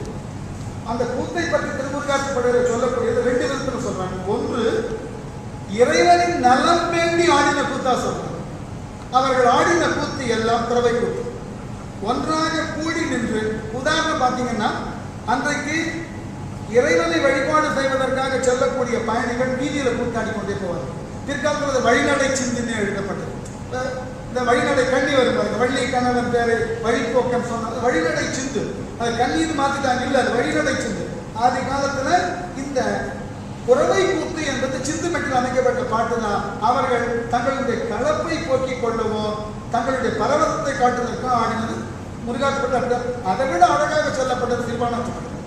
விரலியினுடைய எழில் அப்படியே வர்ணிச்சிருக்காங்க. எப்படி ஒப்பனை செய்து கொள்வான் ஒரு விரலி 21 வரையில வரணும். இப்ப என்னென்ன ஒப்பனை செய்து கொள்வார்? இந்த கூத்து மரபு நம்ம கிட்ட இருக்கிற மரபு எந்த வேண்டுதலையும் மையப்படுத்தியோ எந்த கடவுளை மையப்படுத்தியோ ஆடப்பட்டது இல்லை. கடவுளை மையப்படுத்தி ஆடப்பட்டதாக சொல்லப்படக்கூடிய முதல் பதிவே சிலப்பதிகாரம் தான். 11 ஆடல் மட்டும்தான் முதலில் பேசப்படுகிறது. அதற்கு முன்பு வேடிக்கை ராமாயணம் பற்றின குறிப்பு இருக்கு, கலித்தொகை, மகாபாரதம் பற்றின குறிப்பு இருக்கு. ஆனால் இந்த தெய்வங்கள் ஆடினதாக குறிப்பு எதுவுமே. பரிமாடல குடமாடலை பத்தி முதல் பதிவு சிலப்பதிகாரத்துக்கு அப்புறம். ஏன்னா சிலப்பதிகாரத்தினுடைய காலம் நான் நம்புறது கிபி 1ஆம் நூற்றாண்டு, மற்றவர்கள் 3ஆம் நூற்றாண்டு கொண்டு போறாங்க. நான் மிக அதிகமாக நம்புறது 1ஆம் நூற்றாண்டு. பரிபாடலனுடைய காலம் 2னுடைய பிற்பகுதியாகும். ஆகவே சிலப்பதிகாரத்திலே மாயோனுடைய கூத்து வந்துட்டது, அவன் குடமாடின கூத்து வந்துட்டது, மல்லாடினது வந்துட்டது, அல்லியம் வந்துட்டது. பரிபாடல் அப்படியே தனியில் எழுதியிருக்கலாம், தப்பு.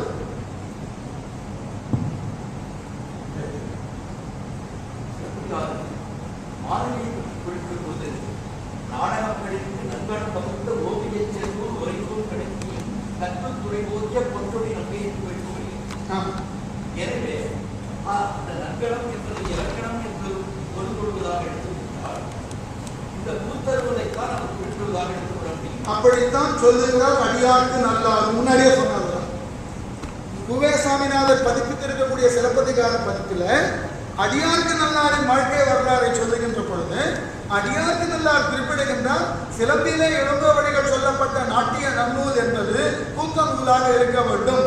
பிற்காலத்தில் இருக்கிறவங்க தான் அதை பரத சாத்திரம் என்று மாற்றி சொன்னார்கள். அவரே குறிப்பிடு குவே சாமிநாதையர் குறிப்பே இருக்கு. ஆகவே அந்த இடத்தில் அந்த நாட்டிய நன்னூல் நன்கு கடைபிடித்து என்பது சிலம்பினுக்கு முன்பு இருந்த கூத்த நூலையை தான் சாரும். ஏன்னா சிலப்பதிகாரத்தில் அடியாருக்கு நல்ல 9 விதமான நடன நூலை சொல்லுகிறது. கூத்தநூல், பரிபாடல், மதிவானம், செய்ற்றியம், சயந்தம், முறுவல், அகத்தியம், சரிப்பது. அங்கொன்று நீங்கள் நூற்பாக காமிக்கிறார். பெரும்பாலும் கூத்தினுடைய அமைப்பை வரிப்பாளர்களுக்கு சொல்லும் போது கூத்த நிலை முன்னிலைப்படுத்தி தான் அவர் பேசுகிறார். ஆக அந்த இடத்துல மாதவி ஆடினது அவளுக்கு உண்டான இலக்கண நூல் கூத்த நூலாகத்தான் இருந்திருக்க வேண்டும். நான் என்னுடைய உரையில் தெளிவாக எழுதியிருக்கேன், எனக்கு மாற்று கருத்தே இல்லை. The concept of Shiva, the cosmic dancer, எப்போ ஒன்று என்னை பொறுத்தவரை இந்த காஸ்மிக் ரெப்ரசன்டேஷன் சிலதெல்லாம் கொஞ்சம் விரிவாக பேசணும்னா பேசிக்கலாம் சார், ஒன்றுமில்லை. சில கருத்துக்களை நான் சொல்ல நீங்க எப்படி ஏற்றுக்கொள்கிறீர்கள் பாருங்க.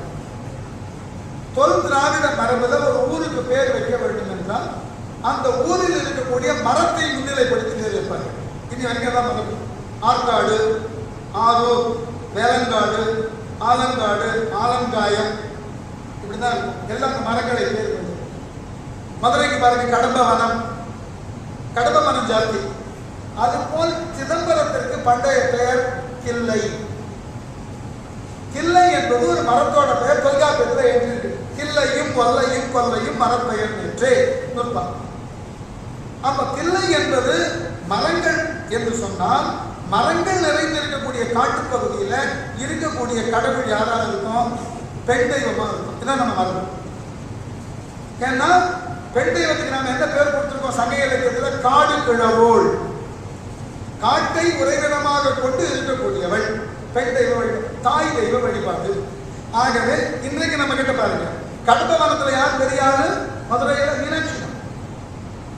மீனாட்சியை முதன்மைப்படுத்தி சோமசுந்தர பின்னாடி கூட்டிட்டு வரும்.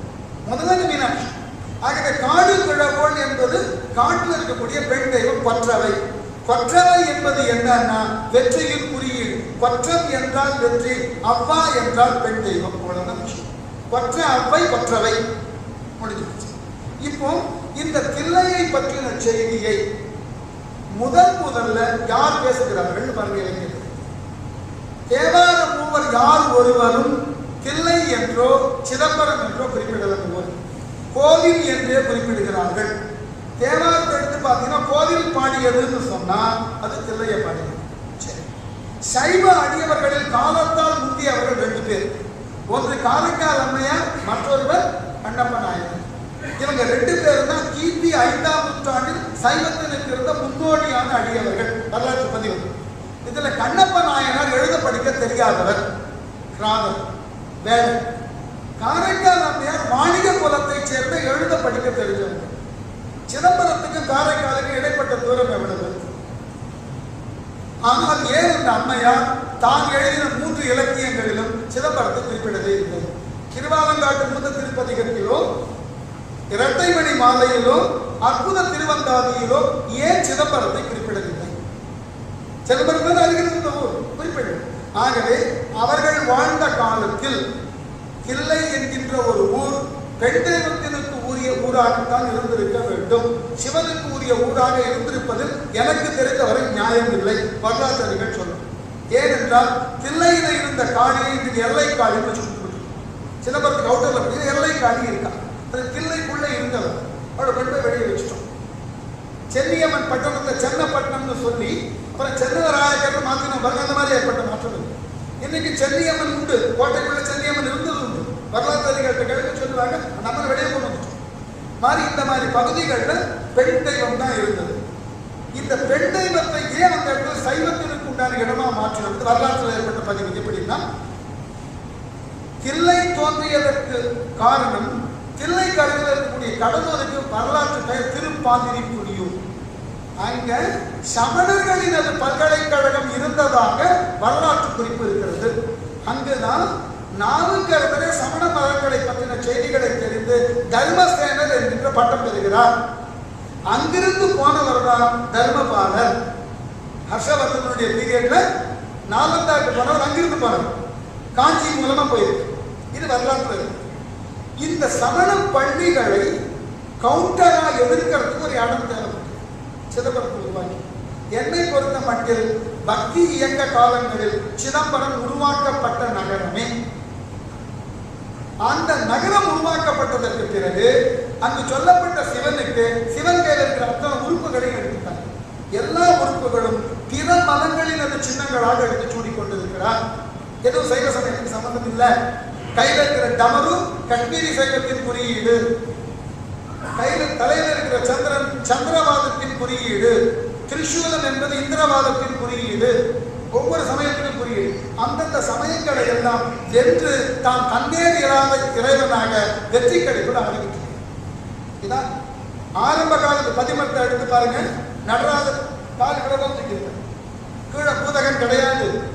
முதல் கல்வெட்டுல கீழே பூதம் கிடையாது. அப்ப பூதவாதத்தை அவர் ஜெயிக்கல. அடுத்து பின்னாடி வந்து ஒரு 50 வருஷம் கழிச்சு பாத்தீங்கன்னா சிற்பங்கள்ல கீழே ஒரு பூதம் இருக்கு. பூதவாதத்தை ஜெயிச்சதுனால அதையும் காலக்கெடு கொடுத்து பிற மதங்களை வென்று அதன் மூலமாக உருவாக்கப்பட்ட உருவம். இந்த உருவம் உருவாக்கினதற்கு பிறகு எந்த தத்துவங்களையும் பிக்ஸ் பண்ண டவோ பிசிக்ஸ் மாதிரி ஆரம்பிச்சு வச்சார். அதற்கு பின்னாடி ஆனந்தகுமார் தான் இந்த வேலையை பண்ணினார். என்னை பொறுத்த மட்டில் இது ஒரு வெற்றியின் குறியீடா பார்க்கிறதே ஒழிய நடராஜரை தத்துவத்தின் குறியீடுன்னு சொன்னீங்கன்னா எந்த உருவத்திற்கும் தத்துவம் கொடுக்க முடியும். நீங்க மாடர்ன் கிரிக்கெட் கேம் கொடுக்க நான் சைவ சித்தாந்தத்தை மாடர்ன் கிரிக்கெட் கேம் கொடுங்க.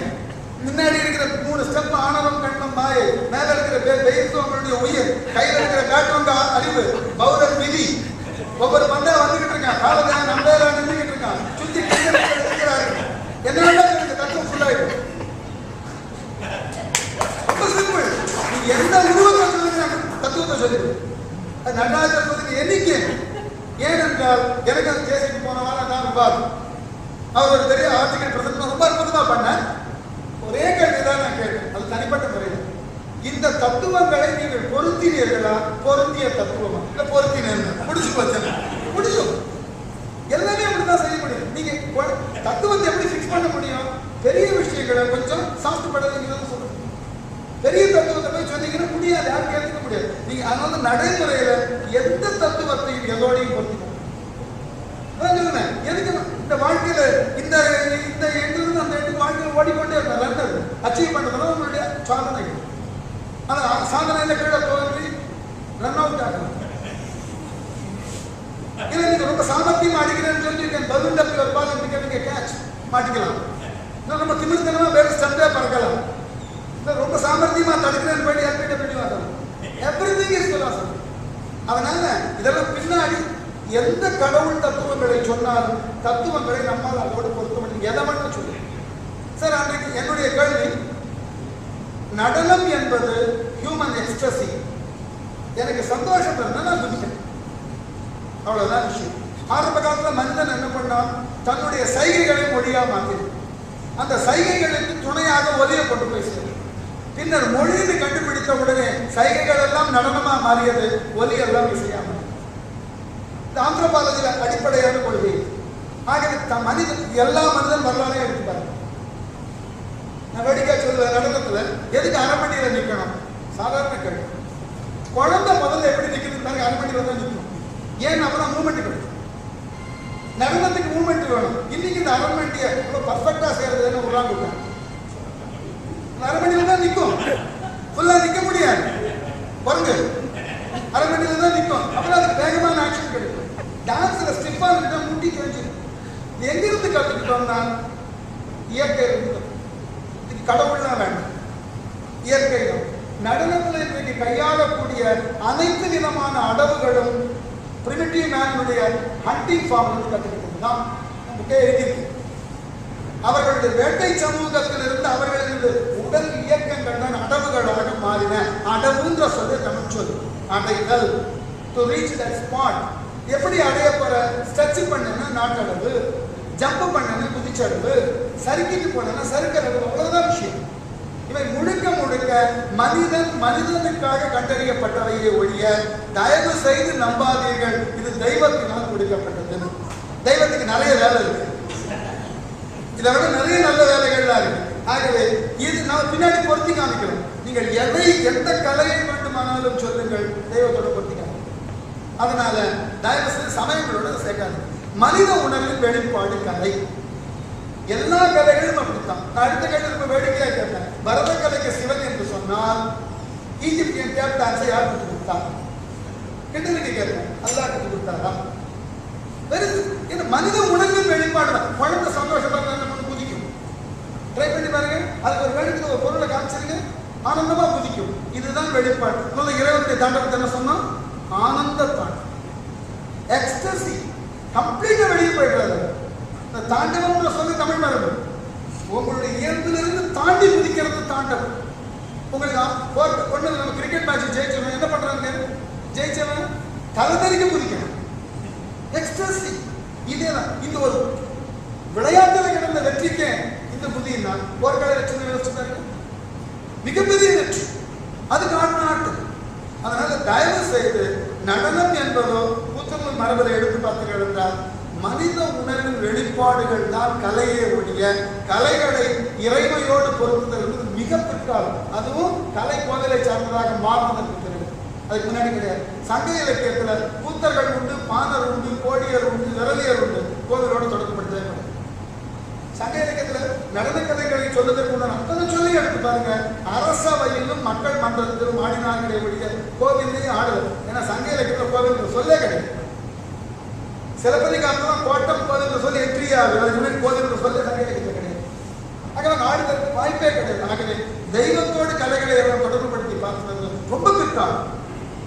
ரொம்ப பக்தி இலக்கியங்கள்லாம் வளர்ந்ததற்கு பிறகு 8ஆம் நூற்றாண்டு 9ஆம் நூற்றாண்டுக்கு பிறகு. அதுக்கு முன்னாடி கிடையவே கிடையாது. சார் இந்த போட்டோ அது வந்து புதுப்பாட்டு இருக்கு சார். அட்லீஸ்ட் 12 டேஸ் ஓடும் சார். சரி, இப்போ நீங்கள் சொன்ன சிதம்பரம் உண்மை இல்லைன்ற இது அதுக்கு பிறகுதானே, அதுக்கு பிறகு கொடும்பாடு. இப்போ நான் சொல்ற மனித உணர்வின் வெளிப்பாடு sir. Some sort of concept இல்லையா? ஆமா, அதெல்லாம் மறுக்கவே இல்லை. நீங்க என்னெல்லாம் சந்தோஷமா இருந்தாலும் பதிவு பண்ணிருக்கான். ஆதிகால சுமேரியன் ஸ்கிரிப்ட் எல்லாம் எடுத்து பாருங்க. டாகோஸ் என்ன பண்ணிருக்கான் ஈஜிப்ட்ல, அவனுடைய எல்லா செயலையும் வரிவடிவமா எடுத்து வச்சு கம்ப்ளீட் அவருடைய ஹிஸ்டரி. அதே மாதிரி ஒரு பதிவு, இதுக்கு ஒரு தொடர் நிகழ்வுகள் வந்து நம்ம படிக்கலாம். ஒவ்வொரு சிற்பமும் ஒரு கதையை சொல்லலாம், ஒரு வரலாற்றை சொல்லலாம். நம்ம சிற்பமா பார்த்துட்டோம். அவைகளுக்கு பின்புலத்தில் ஒரு வரலாறு இருக்கு. அதை வைத்துக் கொண்டு அவர்கள் தோழர்களுக்கான சிற்பம் பாண்டியர்களுக்கு எப்படி பிரிச்சோம், அதை வரலாற்று பின்புலத்தை வச்சு தான் பிரிச்சோம். நான் மீண்டும் சொல்லுவேன், ஒரு கலைப்புலத்தை ஆராய்ச்சி பண்ணணும்னா வெறும் கலைப்புலத்தோடு நிற்காதீர்கள். கொஞ்சம் வரலாறு தெரியணும், கொஞ்சம் சமூகவியல் தெரியணும், கொஞ்சம் மானுடவியல் தெரியணும், கொஞ்சம் இனவியல் தெரியணும், டெக்னாலஜி தெரியணும், இறுதியாக காரணம் அறிவியல் தெரியணும், சீனியாலஜி தெரியணும். இந்த 5 நோக்கத்தோடு எந்த கலையையும் பாருங்கள், புதிய பரிமாணங்கள். மொழியை எப்படி தான் பார்த்துட்டு இருக்கோம். இன்னைக்கு மொழி சீனியாட்டிக்கலாக தான் பார்க்குறோம். மொழிக்கு ஒரு தனி தகுதியெல்லாம் கிடையாது. அது சப்ஜெக்ட் கம்யூனிகேட் பண்ணா அது மொழி, இல்லைன்னா அது சப்தம் தான். கம்யூனிகேட் பண்ணாத நீங்க எந்த மொழியில பேசினா எனக்கு என்ன? கம்யூனிகேட் பண்ணும்போது அது மொழி, கம்யூனிகேட் பண்ணதே அது வெறும் வெற்று பொலிங்க. சீனியாரிட்டி நீங்க எந்த ஒரு செயலுக்கு காரணம் தவிர்க்க முடியும். இப்போ சாதாரணமாக சொல்லுவேன் சார், நம்ம வீடுகளில் குழந்தைகள் இருக்கு, அதுக்கு பிடிச்ச ஒரு பொருளை நீங்கள் சமைச்சு வச்சிருக்கீங்க. என்ன பண்ண தெரியுமா? அந்த குழந்தை தனக்கு நிறைய எடுத்து போகும். தவிர்க்க முடியாது, அது சாப்பிடுதா சாப்பிட்டு நிறைய வரும். இந்த உணர்ச்சி எங்கே வந்து தெரியுங்களா? பிரிமிட்டிவ் மேன்லேருந்து வந்து சீனியாரிட்டிகள் அப்ரோச். வேட்டை சமூகத்தில் இன்னைக்கு வேட்டையாடின பொருள் யாருக்கும் அவன் கொடுக்க மாட்டான். நாளைக்கு கிடைக்குமா கிடைக்காத தெரியாது, பதுக்கி வச்சு. அந்த உணர்வு பல நூற்றாண்டுகள், ஆயிரக்கணக்கான ஆண்டுகள் பல ஜெர்மிகளை மாறணும். இன்னைக்கு நமக்கு உண்டானது என்ன பண்றோம்? ஒதுக்கி வச்சு. இந்த உணர்ச்சி எங்க வந்ததுன்னா இன்னைக்கு நேரத்து வருது வேட்டை சமூகம். இந்த சிக்கல் இந்த கலையும் இப்படித்தான். சிறுபான்மை படல சொல்லுவார், காலையில கொலை கருவி, மாலையில அது கலை கருவி. வில்ல காலையில விலங்க வேட்டையாடுறதுக்கு, மனிதனை கொல்வதற்கு பயன்படுத்திட்டு சாயங்காலம் வில்ல திருப்பி வச்சுப்பாங்க. அம்புல அந்த ஸ்ட்ரிங் அடிக்கும். ஒவ்வொரு ஸ்ட்ரிங்கும் ஒவ்வொரு டியூன் கொடுக்கும். Musical instrument. ரெண்டுத்துக்கு வித்தியாசம் பண்ண சிறுபான்மை படை பதிவு இருக்கு. காலையில் கொலை கருவி, மாலையில் அது கலை கருவி. இப்படிதான் உருவாக்குறான். That is the difference between the string and timber and tension. அப்படிதான் கண்டுபிடிச்சாங்க. வில்லெல்லாம் ஒரே மாதிரி இருக்காது. இப்படிதான் நரம்பு கருவிகளுடைய மாற்றங்கள் வருது. அதனால இதுக்கு வந்து நான் வந்து இறைத்தன்மையோடு பொறுத்து பார்க்கறது, அந்த மக்கள் ஆராய்ச்சி பண்றதே இல்லை. பண்ணிங்கன்னா எந்த சிக்கல் வரும்னா ஒரு லெவலுக்கு மேலே உங்களுக்கு போக முடியும். கடைசி கேள்வி. தொல்காப்பியம் வந்து பல பேர் வந்து இலக்கிய நூலா சொல்றாங்க, இலக்கண நூலா சொல்றாங்க. ஆனால் இலக்கணத்தை தாண்டி பல்வேறு இது இருக்கு. அதாவது சமஸ்கிருதத்தில் இருக்கிற பாணினின்ற பார்த்தீங்கன்னா இலக்கணம் மட்டும்தான் மெயினாக இருக்கும். இதுல வந்து நிலவியல், அதாவது ஐந்திணை இலக்கணங்கள் அது இதெல்லாம் இருக்கு. யாப்பம் தான் ரொம்ப எக்ஸ்பென்சிவா இருக்கு. சமஸ்கிருதத்தில் அதே அந்த இது பார்த்தீங்கன்னா அந்த யாப் அதோடைய ஈக்குவல் சந்தர்சன்றது ஒரு தனி நூலா இருக்கு. அந்த மாதிரி நீங்க தொல்காப்பிய சமகாலத்து நூல் அப்படின்னு சொல்றீங்க இல்லையா? அது கூத்த நூல் இருக்கு. இது இசையும் கூத்து நிறைய சொல்லுது. அதுல வித்தியாசங்கள், தாள வித்தியாசங்கள்லாம் நிறைய இருக்கு சொல்றீங்க. இது மாதிரி தவிர வந்து இந்த திணை, மற்ற இந்த மரங்களை சார்ந்த விஷயங்கள், இந்த மாதிரி எல்லாம் வந்து அந்த கூத்த நூல்ல இருக்கு. வரி நூல் என்பது அதுதான் சொல்லுது. வரி என்பது நிலம் சார்ந்த செய்திகள். அந்த நிலத்திற்கு பின்புலமாக இருக்கக்கூடிய முதல் கரு உரிப்பொருள் தொல்காப்பியம் என்ன சொல்லியதோ அப்படியே சொல்லி. எதுக்கு முதல் கரு உரின்னு சொல்றோம்னா, முதல் பொருள் என்பது ஸ்தாயி பாவத்தை பிக்ஸ் பண்றது, கருப்பொருள் என்பது சஞ்சாரி பாவத்தை சொல்றது, உரிப்பொருள் என்பது அந்த நிலம் சார்ந்த உணர்ச்சியை வெளிப்படுத்துறது. தொல்காப்பியர் இந்த நோக்கத்தில் தமிழ் இலக்கிய மரபத்தில் மட்டும் ஒன்று பார்க்கலாம் சார்.